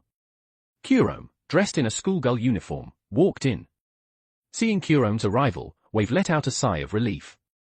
As for Kurome, she calmly glanced at Wave, then directly walked to the opposite side, pulled out a chair, sat down, and took out her special snacks, enjoying them as if no one else was around. Hello, I'm Wave. Feeling uncomfortable under the masked man's stare, Wave quickly went to Kurome's side, wanting to break the silence. I won't share these snacks with you. Seeing Wave, Kurome directly protected her snacks, looking warily at him. This action instantly made Wave even more rigid. This girl is weird. He could only apologize and return to his seat. Not long after, another man with glasses and somewhat effeminate behavior walked in. It was Dr. Stylish. Oh my, at first glance, you look like a country bumpkin, but you're quite handsome. I'll train you well. Please take care of me. Dr. Stylish noticed Wave as soon as he arrived, speaking to him while batting his eyelashes. He's taken a liking to me. Seeing this situation, Wave was beginning to despair. What kind of demons and monsters were these inside? Hello, everyone. Looks like I'm the last one. After Dr. Stylish entered, the final member soon walked in. It was Ran, a handsome man with golden hair. Hello, pleased to meet you. I'm Wave. Seeing that Ran seemed normal, but having been through the previous few, Wave held no more hopes. I'm Ran. Pleased to meet you too. Hearing Wave's words, Ran also replied politely. Hearing Ran's words, Wave's mood improved. Excitedly shaking Ran's hand, he inwardly sighed. Finally, a normal person had arrived. Everyone, I've made tea. At that moment, Bowles, the first to arrive, brought out several cups of tea and said to everyone. Sorry. Although I was the first to arrive, I was silent. I'm shy and terribly nervous. But I'm probably the oldest. It's absolutely no good to go on like this, right? As fellow Tegu users, let's get along well. I'm Bowles, from the incineration unit. Bowles first served everyone tea, then nervously said to everyone. Hearing his words, Wave was shocked throughout. Seeing his burly build, terrifying mask, and 3 prominent scars on his body, all while he said he was shy, gave Wave a strong sense of incongruity. Dr. Stylish, after hearing Bowles' introduction, silently sized him up. However, his taste wasn't for this type of fierce-looking man. Just as everyone was getting acquainted, the door opened again. A masked woman walked in. "What are you all doing here?" Death, wearing a mask, entered and asked everyone aggressively. Hey, we were called here to gather." Hearing Death's question, Wave immediately stood up, but was directly kicked flying by Death. "Rebels have assassins too. Don't let your guard down at any time." After kicking Wave away, Death said calmly. Then she moved towards Ran's position, launching several rounds of attacks at him. However, Ran reacted quickly, dodging and blocking Death's attacks. At that moment, Balls, seeing his comrades being attacked one after another, threw a punch at Death's back. However, Death seemed to have eyes on her back, quickly identifying his attack. She even grabbed his attacking arm back and performed a shoulder throw, slamming him to the ground. Taking advantage of Death throwing Balls, Kurome also raised the sword in her hand and launched a fierce attack on Death. After several flashes of light, Kurome also distanced herself from Death. "Even if it's just a joke, I won't hold back," Kurome said calmly. "So that's the Tegu, Yatsu Fusa? Truly sharp." The mask kept shattering, revealing Death's face completely. At this time, she showed a pleased expression. Chapter 162, Chapter 162 Takeru's plan, joining the competition. 1,335 words. General Death? Only after seeing Death's face did Balls react, exclaiming loudly. "That hurts, but it seems even our superior is a bit odd." Wave got up from the ground, staring blankly at Death. Then, after Death showed a smile, she led everyone towards the Imperial Palace. "Were you surprised by that prank just now? I just thought a regular welcome ceremony would be too boring." Along the way, Death said calmly. "I'm used to being treated roughly." Hearing her words, Wave awkwardly said. "Good. Then after we have an audience with His Majesty, we'll have a party." Death said lightly. Suddenly meeting His Majesty. Hearing her words, Wave was stunned. Starting from day one, the schedule is full of surprises. Ran also said in surprise. "It's better to get troublesome things done quickly." Death said calmly. "By the way, General Death, have we decided on our team's name?" Dr. Stylish looked at Death's back with a charming gaze. "We are an organization with independent mobility that relentlessly hunts vicious rebels. Therefore, we are named the Special Police, Jaegers." The next day, Takeru came to the secret base in the capital. This place was like an old bookstore shop. After entering, Lubbock directly pushed aside some books in a certain spot, revealing a special passageway before Takeru and the others. "This is my proud secret base." Looking at Takeru, Lubbock boasted. Takeru showed a faint smile and nodded. Walking inside, Leone and the others were already waiting. "Yo, welcome to the capital's secret base." Seeing Takeru arrive, Leone rushed over and hugged him. "Leone, you're too laid back." Seeing Leone's action, Mine said angrily. Mine, you're not jealous, are you?" Hearing Mine's words, Leone said with a light laugh. Nonsense." Hearing Leone's words, Mine reacted as if her tail had been stepped on, completely bristling. "All right, the most important thing now is to discuss the Jaegers matter." Seeing Leone and Mine fighting over Takeru's attention, Lubbock said somewhat jealously. "HMPH, what's there to discuss? No matter who they are, as long as they come, just crush them." Mine said dismissively. "Naive." Hearing Mine's words, Leone said lightly. "What did you say, you big-breasted woman?" Hearing Leone's words, Mine said angrily. "All right, enough of that. Regarding the Capital Citizen Martial Arts Tournament hosted by Death, I plan to go participate and see if there's a chance to investigate them." Separating the two about to argue, Takeru directly said. What if you're in danger?" Hearing Takeru's words, the two also said worriedly. "Don't worry. You're still not confident in my strength?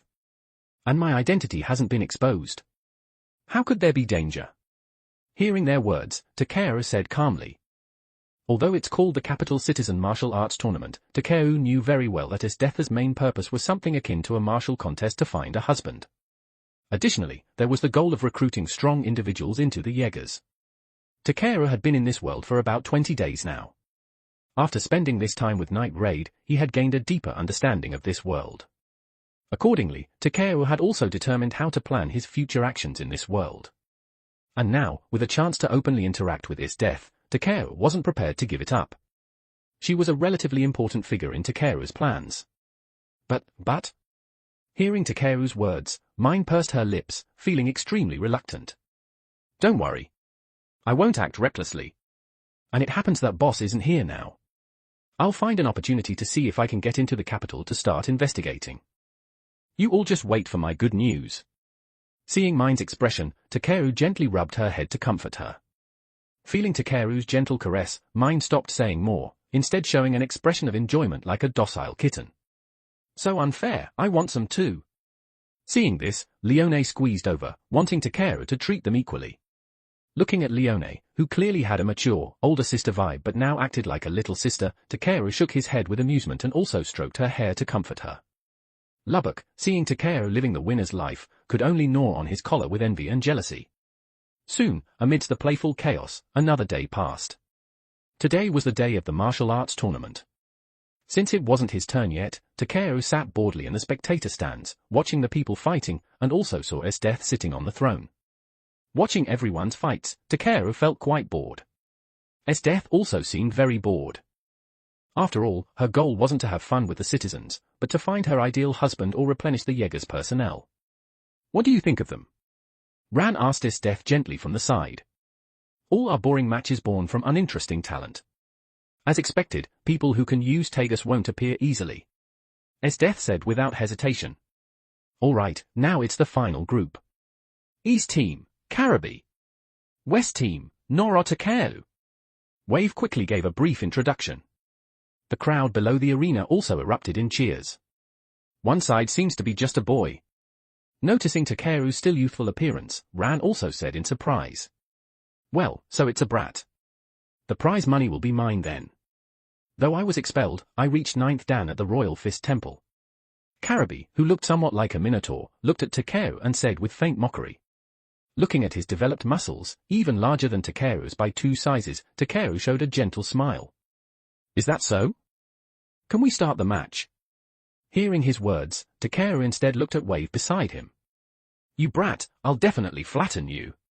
Seeing Takeru so dismissive of him, Karabi showed an angry expression. Match begin. Seeing Takeru so confident, Wave was also somewhat surprised, because he couldn't sense any aura of strength from Takeru. But as the host now, he could only quickly announce the start of the fight.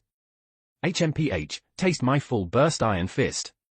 As Wave's voice fell, Karabi, who had been ready and waiting, raised his fist high and fiercely punched towards Takeru's head. Boring. Looking at Karabi's rapid attack, whether in terms of power or speed, it couldn't spark any interest in Takeru. Casually extending a palm, his attack soon hit Takeru's hand. Apart from the tremendous force cracking the stone platform beneath Takeru's feet, it caused no harm to Takeru whatsoever. Karabi, the attacker, widened his eyes, feeling as if his punch had hit some terrifying steel wall, unable to advance even a fraction. Then, refusing to believe it, he retracted his fist and launched continuous heavy attacks at Takeru again. But facing his assaults, Takeru still only used one hand to block them all. This farce should end. After blocking over a dozen punches, Takeru felt continuing like this was a waste of time. With a slight movement, before Karabi could even react, Takeru appeared right in front of him. Looking at his muscular abdomen, Takeru punched simply. There's no spectacular explosion. Not even a loud punching sound. But it was this seemingly casual attack from Takeru that made Karabi, who was still preparing for a fierce assault, suddenly have his pupils contract in shock. Then, clutching his stomach in agony, he fell to the ground, unable to move. Takeru's attack, however, caught the interest of Esdeath, who had been bored on her throne. Ran beside her also exclaimed in surprise, that boy is promising material. That's the end. The winner is Noro Takeru. Seeing Karabi's state, Wave quickly announced the result. Oh. Seeing Takeru's small frame easily take down the seemingly immensely strong Karabi, the crowd in the arena erupted in loud cheers.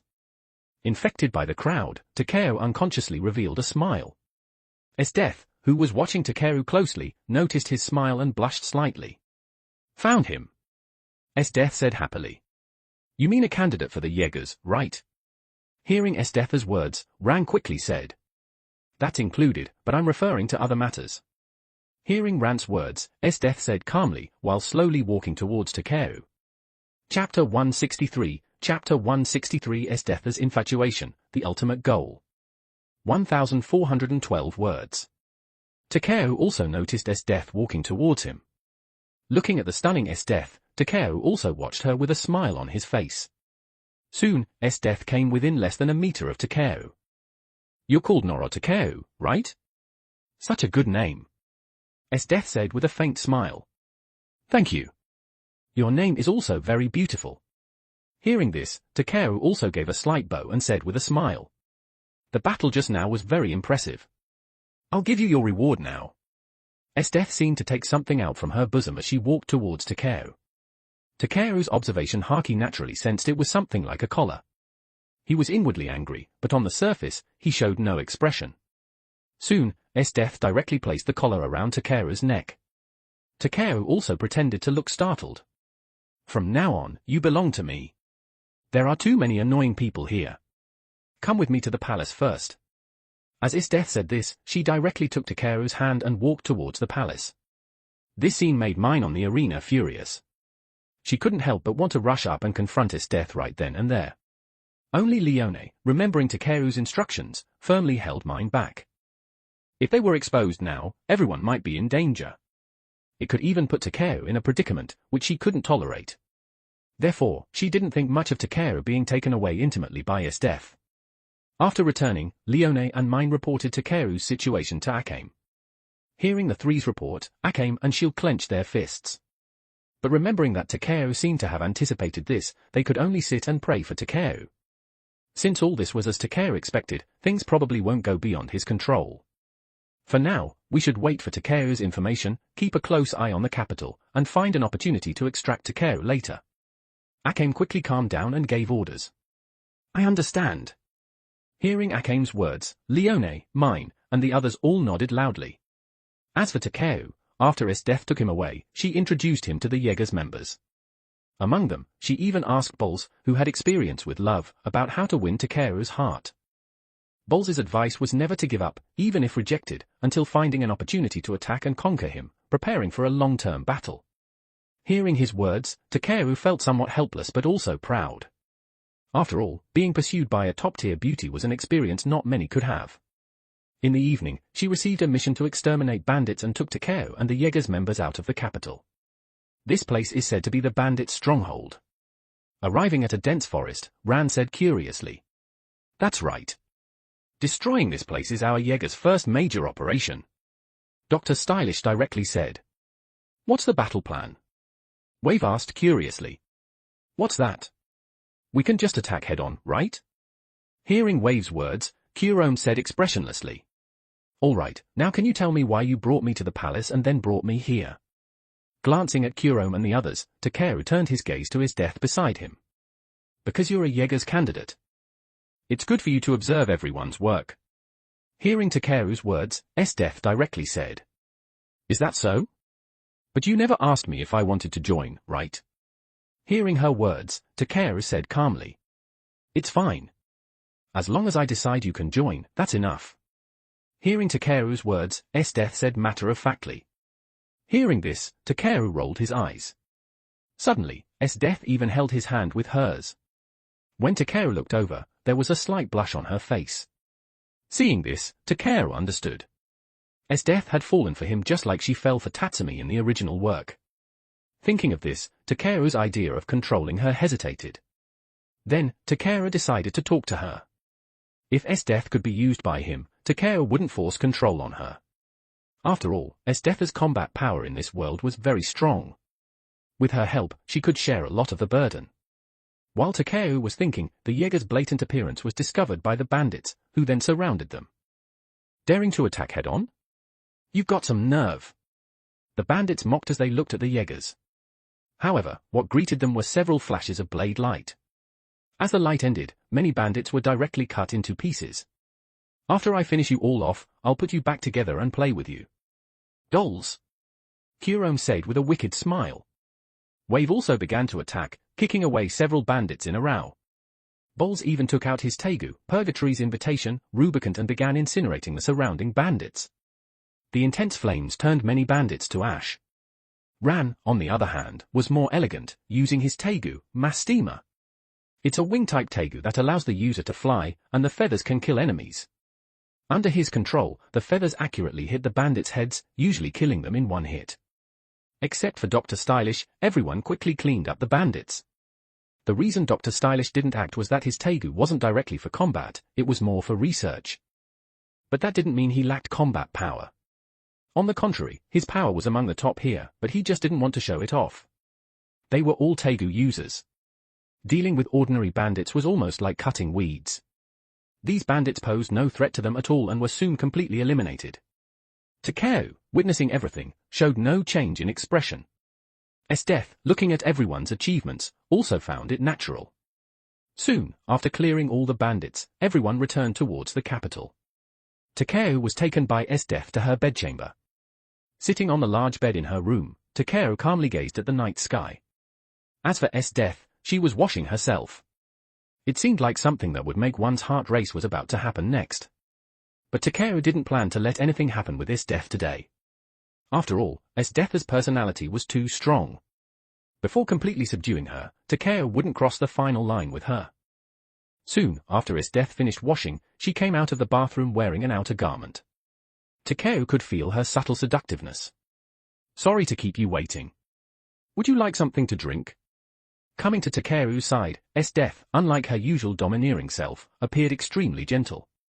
"No need."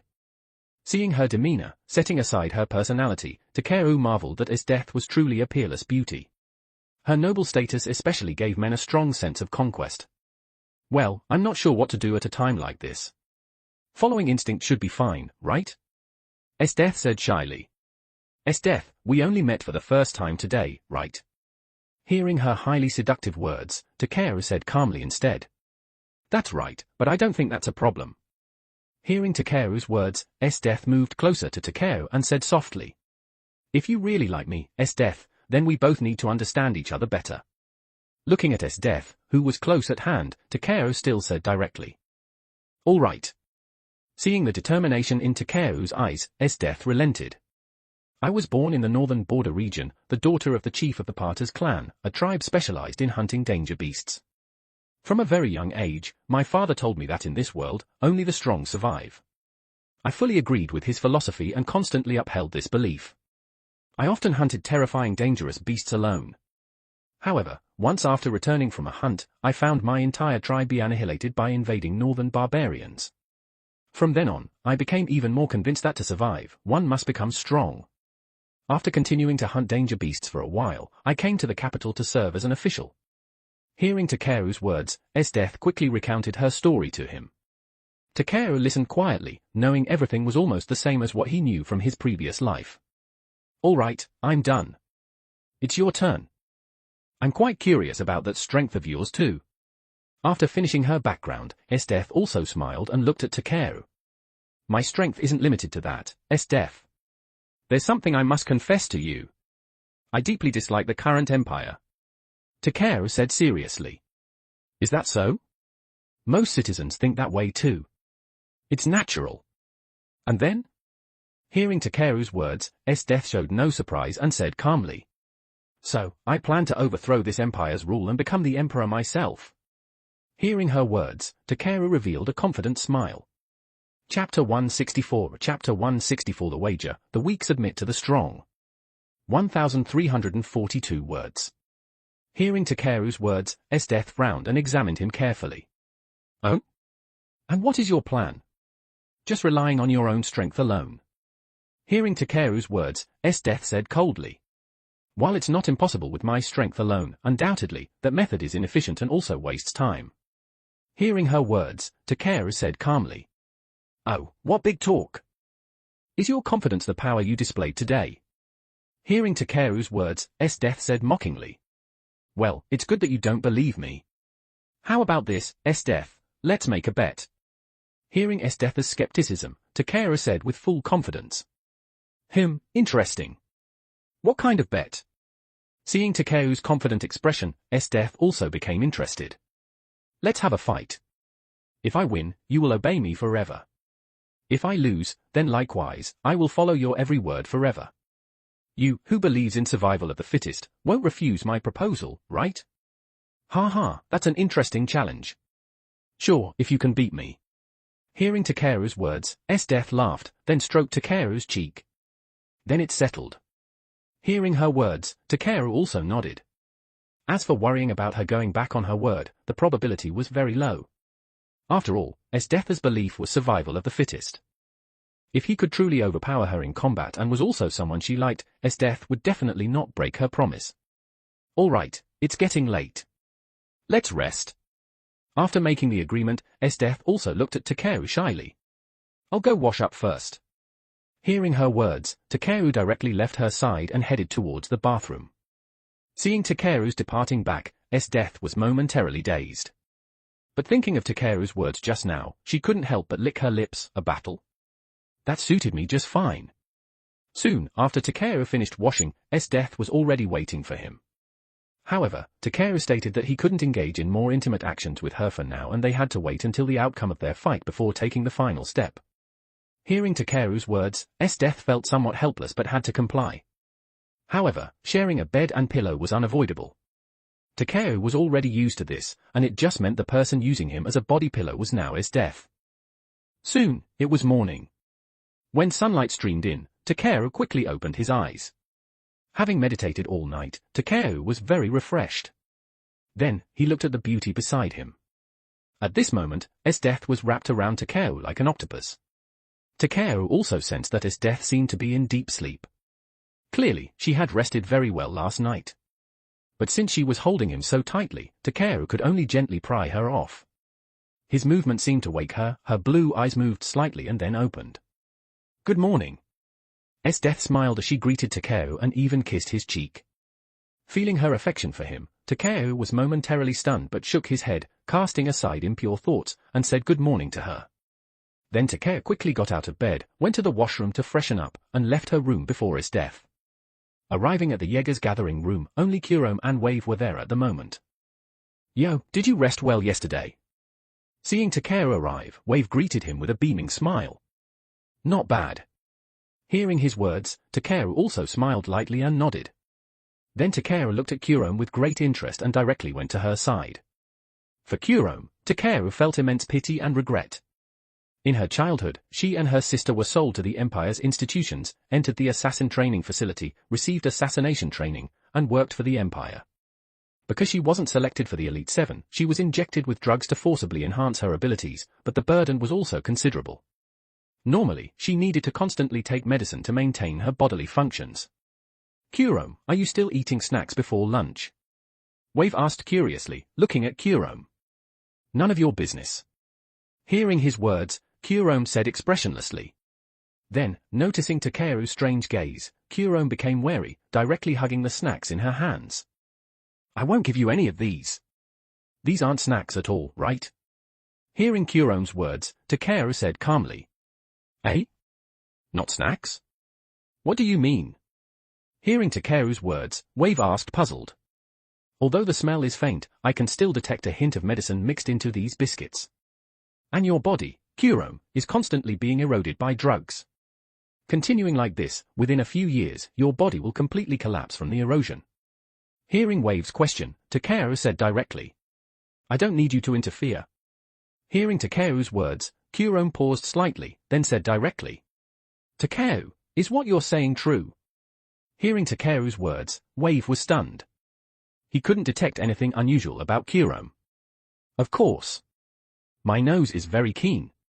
Hearing Wave's words, Takeru said seriously. Kurome remained silent, still quietly eating the modified biscuits. Seeing this, Takeru emitted a special blue light from his hand and directly grabbed Kurome's hand. Kurome, who was about to resist, felt a long-lost sense of comfort in her body and stopped struggling. Takeru, what are you doing? Seeing Takeru suddenly grab Kurome's arm, Wave was stunned. Nothing, just treating Kurome's body. Hearing his words, Takeru said calmly. As for Kurome, with Takeru's treatment, she stopped eating the biscuits, closed her eyes, and silently felt the changes in her body. After about a minute, Takeru also stopped the purification ability. It wasn't that he cured Kurome, just temporarily suppressed the side effects of the drugs in her body. To fully recover, she would need at least 5 or 6 more powerful purification sessions. Try to avoid eating these from now on. Although these biscuits can suppress the drug side effects, they also cause greater damage to your body. I'll treat you again tomorrow. Rubbing Kurome's head, Takeru said seriously. Why are you helping me? Hearing Takeru's words, Kurome looked at Takeru calmly. Do I need a reason to help someone? Hearing her words, Takeru showed a smile. However, Kurome was clearly unsatisfied with Takeru's answer and continued to stare straight at him. Well, if I really need a reason, it's because Kurome, you are still just a child yet has to bear this pain. It's too unfair. Looking at her expression, Takeru also fell silent for a moment, then rubbed her head and said. Hearing Takeru's sincere words and feeling his gentle gesture, Kurome was stunned. How many years had it been? It seemed like since being separated from her sister, she hadn't felt this kind of warmth. From colleagues, what she received most were looks of envy and indifference. From enemies, it was hatred and fear. As for warmth, she had even forgotten what it felt like. Thank you. After a long while, Kurome finally whispered to Takeru. You're welcome. Sensing the change in Kurome's tone, Takeru also smiled. Takeru, time to head to Fakema. Starting today, for several days, it's hunting. And of course, our duel. Soon, Esdeath also appeared in the meeting hall, saying with a smile. Fakema. Speaking of Fakema, of course it's Mount Fakema. Wave and Kurome need to come too. While hunting danger beasts, we'll also continue searching for the rebels. Esdeath said matter-of-factly. Understood.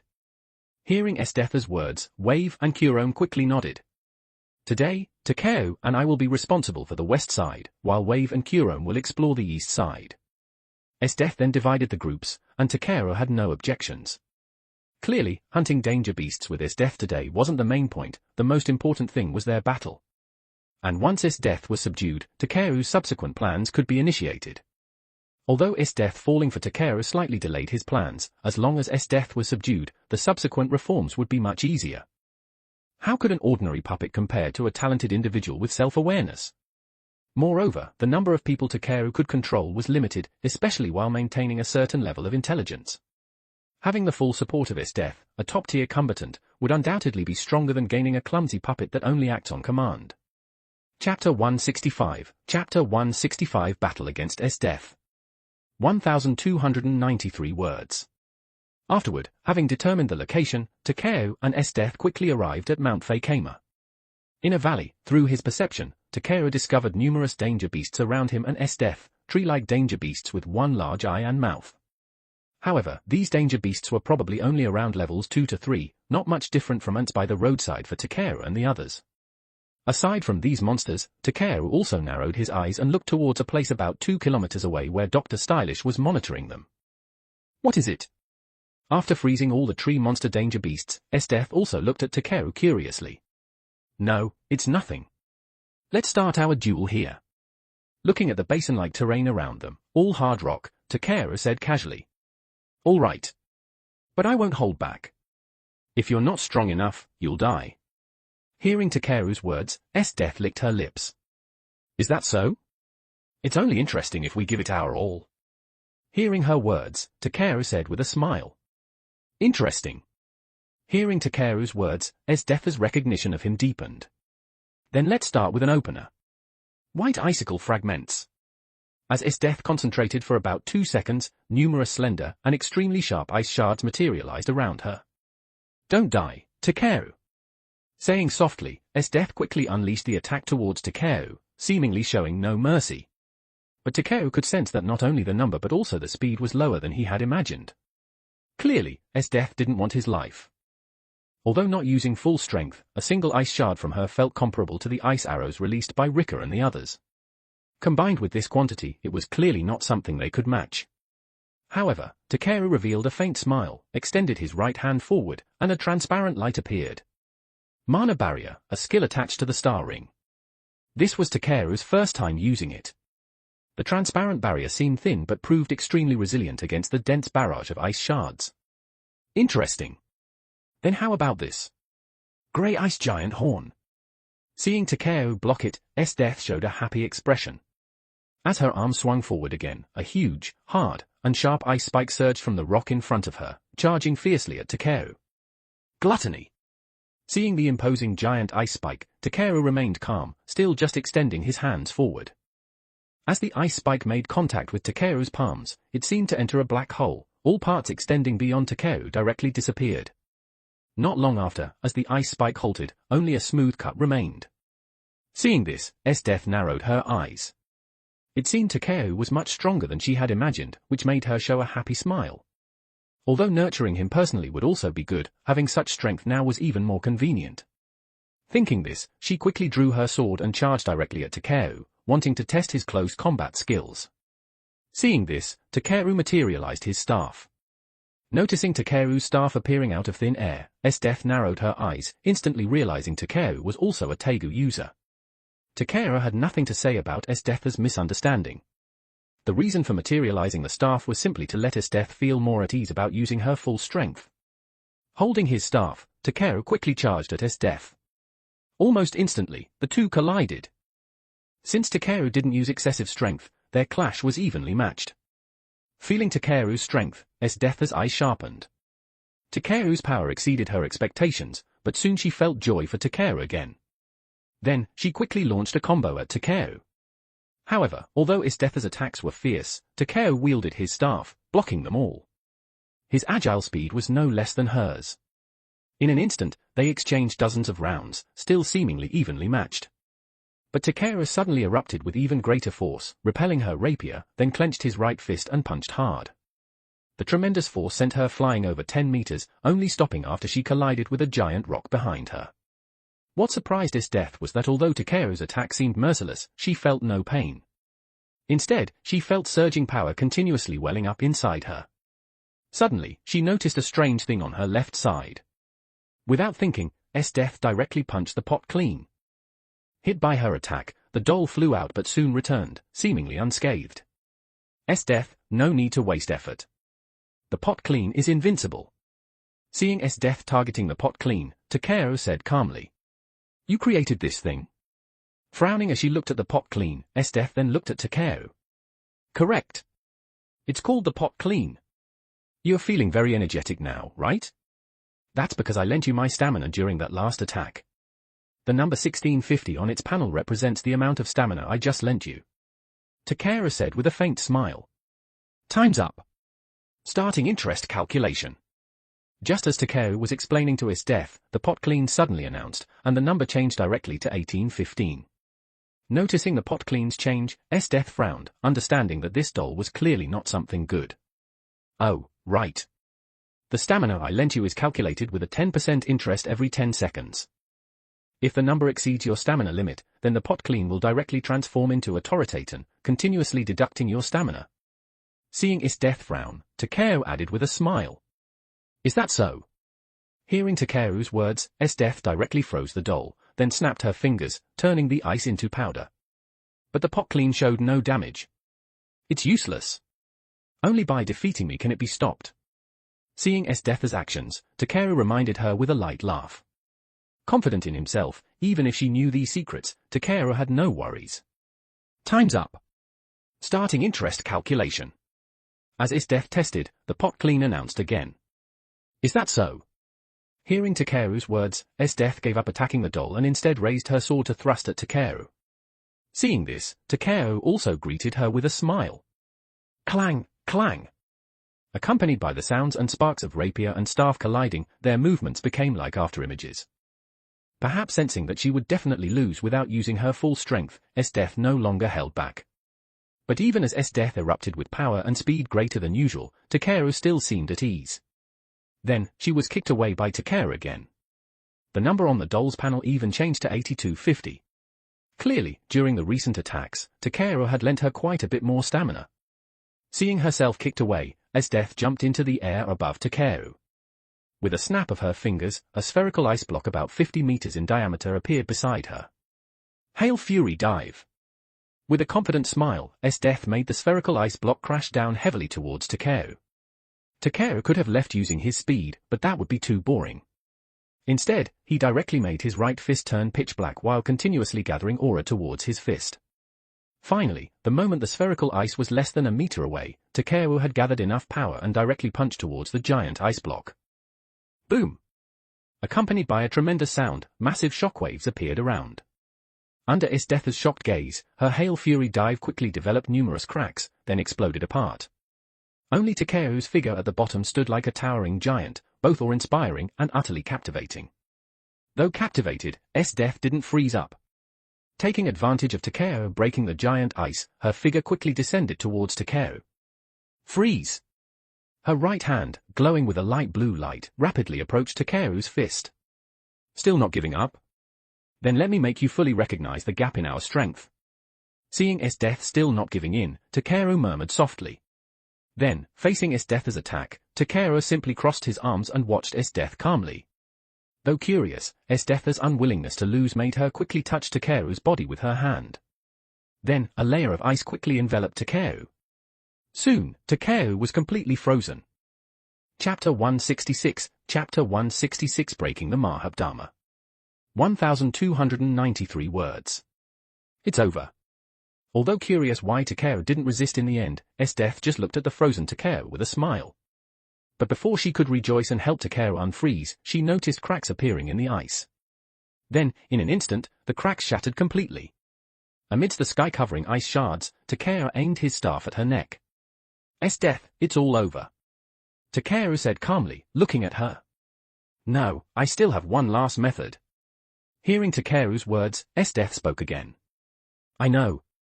If you can inflict even a single injury on me, then this duel is your win. Hearing her words, Takeru still said calmly. Then it's settled. Mahab-Dharma.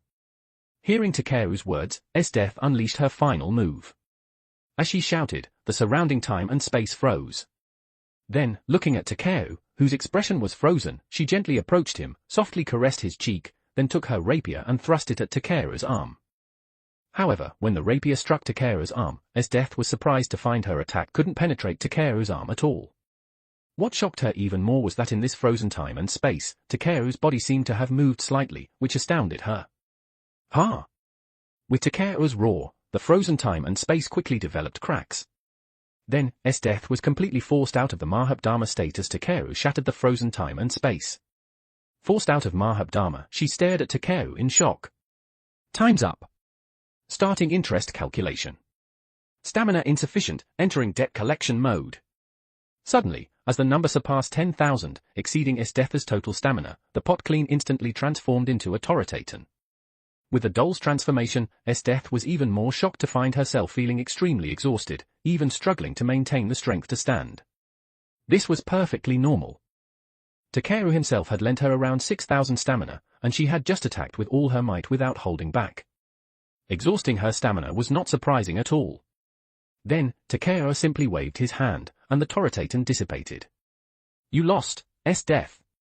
After dispelling the Toritaton, Takeru said seriously, looking at Esdeath. Yes, I lost. From now on, I will dedicate everything I have to you. Hearing Takeru's words, Esdeath also struggled to perform a single knee-kneeling pledge of allegiance to Takeru. In this duel, without a doubt, she lost thoroughly. From start to finish, she wasn't even clear how much strength Takeru had used.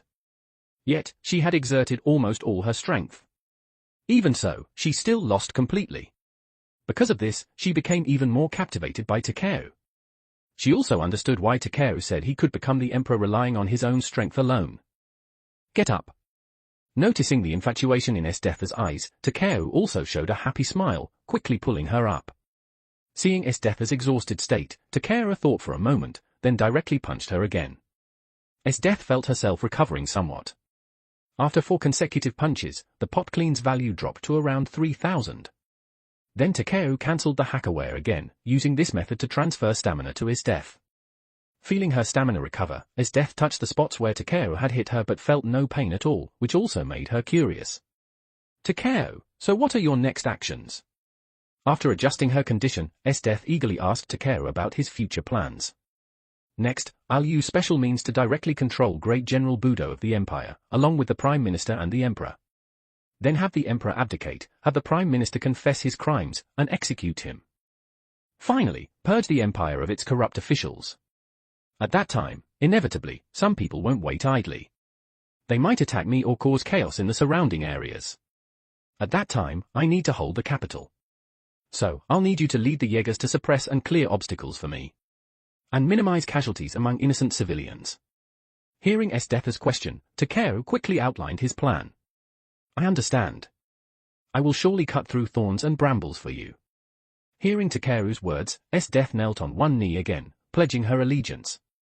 Although curious about how Takeru would control the Prime Minister and others, that wasn't for Esdeth to consider.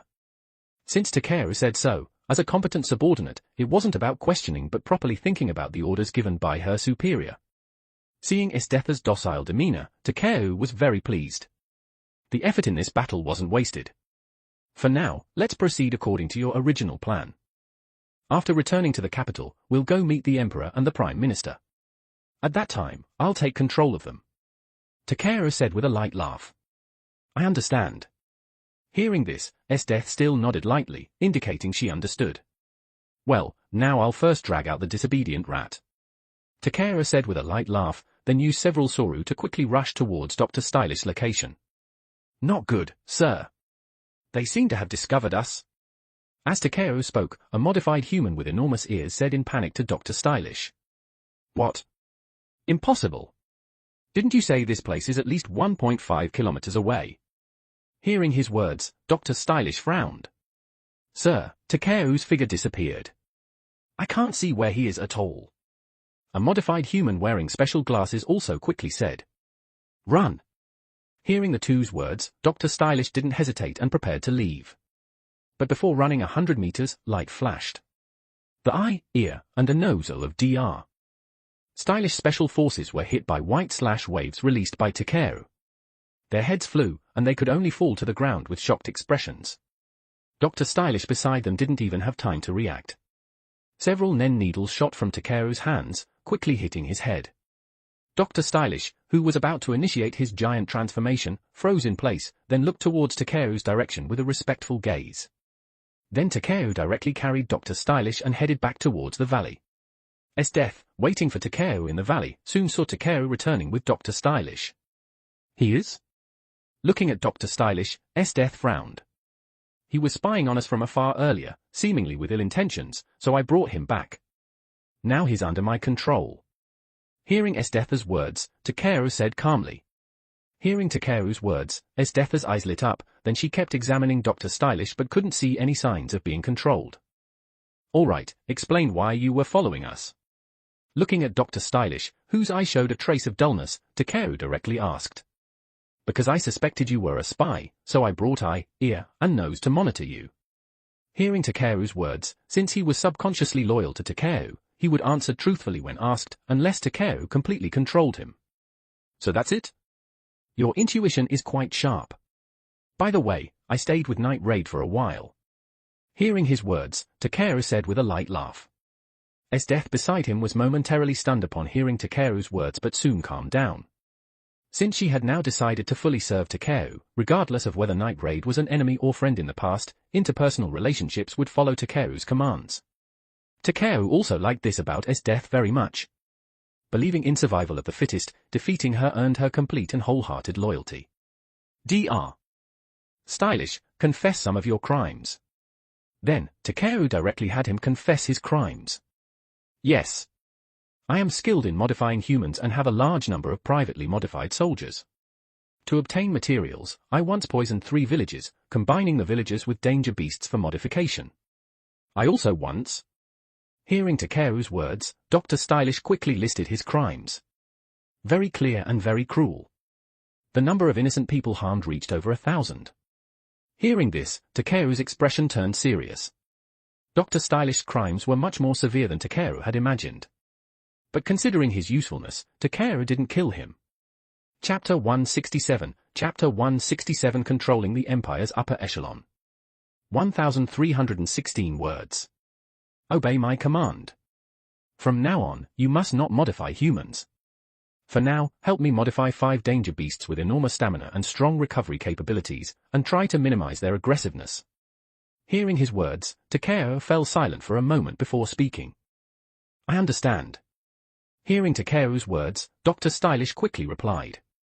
Although his abilities would decline after being controlled by Takeru, they wouldn't disappear. Hearing Takeru's words, he also quickly nodded. All right, go complete it now. Report the results within 6 days. Looking at Dr. Stylish, Takeru directly said. The reason for needing these was to use these danger beasts as stamina reserves for himself. Hearing Takeru's words, Dr. Stylish nodded and then directly ran towards a certain direction. Is it okay to let him leave like that? Seeing Takeru so readily let Dr. Stylish leave, Death asked curiously. Don't worry. The control ability, if I don't cancel it, will only disappear after 7 days. Hearing Death's words, Takeru said calmly. Hearing this, Death nodded understandingly, gaining a more direct understanding of Takeru's special methods. Then, as time passed, after eliminating some danger beasts, Takeru and Death quickly reunited with Kurome and Wave, then headed straight for the Imperial Palace in the capital. Back at the palace, Takeru had Death invite the Prime Minister alone. Hearing Takeru's words, Death nodded understandingly. Not long after, the Prime Minister agreed to meet with Death. After all, he trusted Death quite a bit because they had no conflicts of interest. In fact, they even shared similar goals. Previously, they had also occasionally discussed matters alone, so the Prime Minister didn't have much wariness towards Death. In a quiet conference room, Takeru hid in the shadows, while Death sat boldly in the conference room seat. Oh ho ho, Death, you said you have good news to report. What is it? Soon, Honest, holding meat from an unknown danger beast, appeared in the conference room. Of course, it's earth-shattering good news. I pledged allegiance to someone else. Hearing his words, Death said with a smile. Hearing Death's words, Honest didn't react immediately. Then his body suddenly stiffened and he was directly controlled by Takeru. Well done, Death. After easily controlling the abyss Honest, Takeru also smiled and said to Death. No, I didn't do anything. Hearing Takeru's words, Death quickly shook her head. All right, take me to see the young emperor. Just act as usual. Takeru said calmly, looking at Honest. Yes, I understand. Hearing Takeru's command, Honest nodded, then left the area with a dull gaze. Takeru, what about me? Seeing Takeru about to leave, Death quickly asked. I'll control several important figures today. I'll return to your room later. Hearing her words, Takeru said with a light laugh. Okay, I understand. Hearing Takeru's words, Death couldn't help but lick her lips in response. Takeru, wearing a trench coat, acted as Honest's subordinate, closely following him towards the young emperor's bedchamber. Along the way, servants who saw Honest quickly knelt, none daring to face him directly. Also, Honest didn't need to announce his visit to the young emperor's bedchamber and he could enter directly. After all, his power in the palace was even greater than the young emperor's. In fact, if not for Great General Budo, the royal guard, and some high-ranking officials who opposed him, he could have replaced the emperor at any time. Though now it wasn't much different from having replaced him. Having a puppet emperor here allowed him to command some military forces loyal to the royal family, even serving as a trump card at critical moments. Your Majesty, Minister Honest is here. In the opulent palace, the young emperor, enjoying a massage from a servant, suddenly heard the servant's words and quickly looked towards the door. Minister, you've come. Seeing Honest, the young emperor said with a smile. Yes. All of you, leave. Hearing the young emperor's words, Honest directly coldly ordered the surrounding servants. Yes. Hearing Honest's words, the servants, as if receiving a royal decree, quickly left the area. Minister, is there something? Seeing Honest dismissing the servants, the young emperor didn't find anything inappropriate. After all, their interactions had always been like this. Your Majesty, I've brought you a talented individual. Hearing the young emperor's words, Honest said with a laugh. Is it him? Hearing Honest's words, the young emperor couldn't help but look at Takeru curiously. At this moment, Takeru revealed his true appearance, then approached the young emperor with a cold smile. Before he could react, several nen needles shot towards his head. Soon, his gaze also became dull. Have Great General Budo and the highest-ranking civil official opposing you come here? Looking at the young emperor, Takeru said calmly. Hearing Takeru's words, the young emperor showed a puzzled look. He didn't understand which civil official was opposing him. Administrator Theodore often contradicts us. Seeing the young emperor's confusion, Honest directly said a name. Someone summoned Great General Budo and Administrator Theodore. Hearing this, the young emperor quickly called out to the outside. As you command. The guards outside, hearing the young emperor's shout, quickly went to invite them. Although it was already somewhat dark, the servants wouldn't delay and immediately went to find the two. After about 10 minutes, Takeru sensed an extremely powerful life force within his perception. Takeru directly used Zetsu to hide in the shadows. Your Majesty, you summoned me. Soon, Great General Budo saw the young emperor and also noticed Honest beside him. Seeing Honest, he instinctively disliked him. But facing the young emperor, he quickly knelt on one knee. Taking advantage of this opening, Takeru's figure appeared behind him like a ghost. The nen needles in his hand accurately hit his head. Although Great General Budo sensed something was wrong, Takeru's speed was too fast, and he had no defense at all, so he was easily controlled by Takeru. Finally, Theodore arrived. Facing the unarmed Theodore, Takeru controlled him with ease. Then Takeru first gave instructions to the controlled individuals. First, Honest. Takeru had Honest recall his son, Sura, and have him report to the Jaegers. As for tomorrow, there would be a palace meeting. The day after tomorrow, all citizens would be gathered for a national conference. That is to say, the day after tomorrow, the young emperor would need to abdicate the throne. Hearing Takeru's words, they all nodded seriously. Under Takeru's control, they naturally wouldn't resist in the slightest. After finishing all this, Takeru left the young emperor's bedchamber satisfied and directly returned to Esdeath's room. Esdeath, waiting in the room for Takeru's return, showed a delighted expression upon seeing him. She even actively went to Takeru's side, helping him undress, like a dutiful wife. Takeru also noticed that Esdeath had clearly been waiting for him for quite some time. Takeru, let's go bathe together. Looking at Takeru, Esdeath said with a seductive smile. Staring at Esdeath for a while, Takeru finally lightly nodded. Then he followed her to the bathroom. Watching Esdeath quickly undress, Takeru couldn't help but feel his breathing quicken.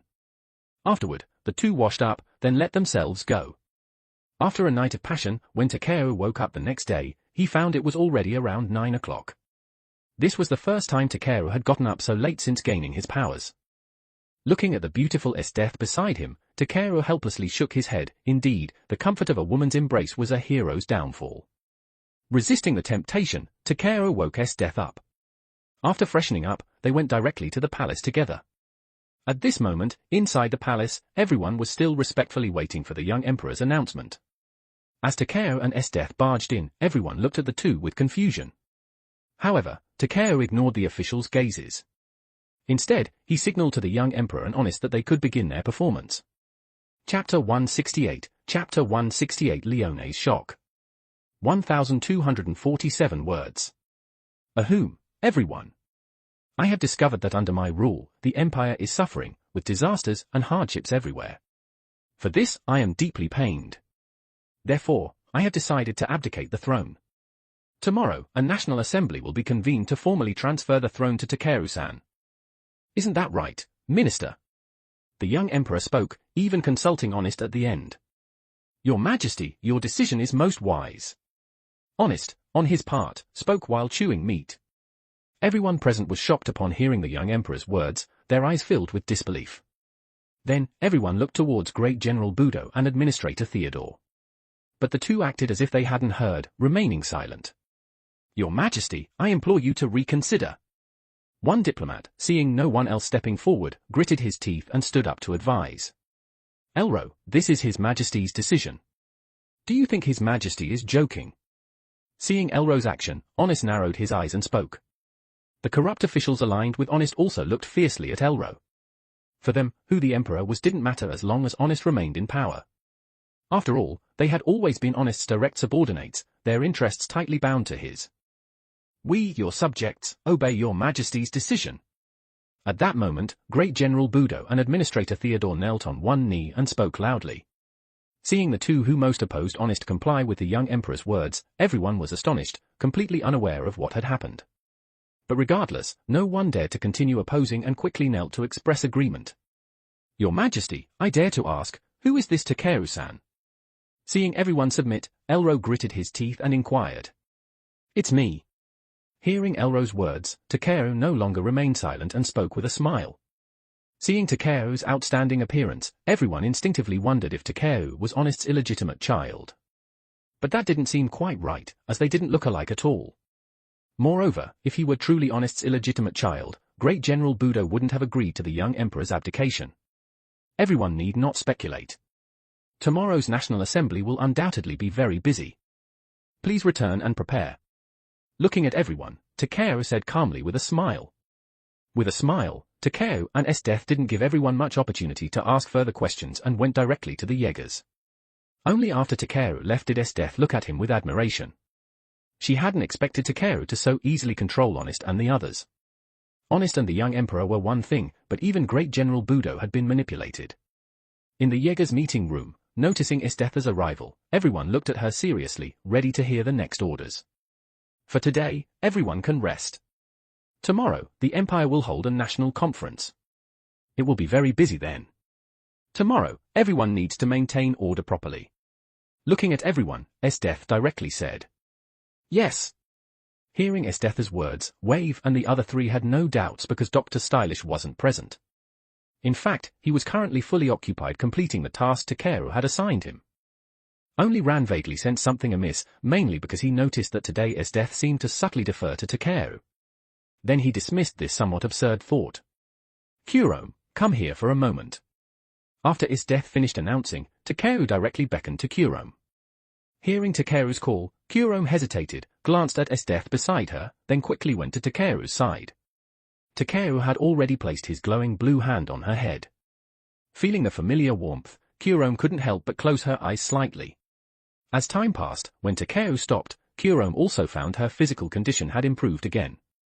Meanwhile, while Takeru is still the Imperial Palace. In Night Raid Secret Base, Negenda had returned. This time, she even brought a biological Tegu, Susanoo, and a new member, Chelsea. Upon learning about Takeru's situation, Negenda frowned, feeling anxious. But because she needed to be responsible for everyone, she couldn't recklessly order a rescue. Instead, she had Leone wait in the capital to see if she could find Takeru. The others were also in the wilderness, monitoring as much as possible, looking for an opportunity to extract Takeru. Takeru, worried that everyone was concerned about him, also took Esdeath to stroll around the capital. While enjoying themselves, it was also somewhat of a date. After taking a slightly roundabout route, in Takeru's perception, Leone's figure appeared within the range of his observation haki. Then, Takeru also said something to Esdeath beside him, quickly disappeared from the spot, and stood in a relatively secluded place. Takeru! Not long after confirming no danger, Leone quickly appeared and hugged Takeru tightly. "Long time no see, Leone." Looking at the somewhat haggard Leone, Takeru gently patted her head. Takeru, let's go back quickly. Everyone is waiting for you." After checking Takeru over, Leone quickly said, "No, Leone, I can't go back." Hearing Leone's words, Takeru directly shook his head. "Why? Are you afraid the capital will issue a warrant for you? At most, we just won't show our faces afterward." Hearing Takeru's words, Leone quickly said, "No, Leone. Some things are hard to explain briefly. But after tomorrow, you'll know." Looking at Leone's concerned eyes, Takeru said calmly, "Tomorrow?" Hearing Takeru's words, Leone was stunned. "That's right. Tomorrow, the Empire will hold a National Assembly. Several major events will happen. Also, Minister Honest will fall from power and be publicly executed. Besides him, many corrupt officials will be punished." Looking at Leone, Takeru said seriously, "Are you feeling all right?" Hearing Takeru's words, Leone quickly pressed her forehead against Takeru's, suspecting he might be delirious. As for how firmly entrenched Honest's rule was, Night Raid, which is considered a thorn in his side, understood it best. In fact, for them, they would rather believe the Emperor had changed than believe Honest would fall. "Leone, bring everyone to watch tomorrow. After tomorrow, Night Raid will no longer be wanted criminals. Also, Esdeath and Great General Budo have been subdued by me." Gently stroking Leone's head, Takeru said with a light laugh. Hearing Takeru's words, Leone pursed her lips, momentarily unable to decide. What Takeru said was truly too shocking. Leone really wanted to believe Takeru, but subjectively, it felt completely impossible. "All right, we'll know everything tomorrow. Go back and tell Negenda, Akame, and the others. You can come watch Honest's execution tomorrow. I need to go back and prepare too. After speaking, Takeo even kissed Leone's cheek while she was dazed. Feeling Takeo's action, Leone's face flushed slightly. Then, without overthinking, she lightly nodded and directly ran back towards the new secret base. After Leone left, Takeo also showed a smile and walked towards Esdeath's location. It was someone from Night Raid, right? After Takeo returned, Esdeath said while eating dango. MHM. Hearing her words, Takeo lightly nodded. Hearing Takeo admit so frankly, Esdeath calmly nodded and didn't press further. Well, the purpose of coming out this time is almost achieved. Let's go back and wait for Honest's son. According to Honest, he possesses a spatial movement type Tegu that can instantly transport a target to a pre-marked location. Takeo looked at Esdeath and directly said, "Is that so? As long as we don't give him a chance to act, right?" Hearing Takeo's words, Esdeath said with a light laugh. "Correct. Also, his Tegu has considerable strategic value. I need to recover it. Don't lose it." Hearing her words, Takeo also said with a smile, "I understand." Hearing this, Esdeath once again obediently nodded. Don't forget to like and subscribe to Novel Wonderland.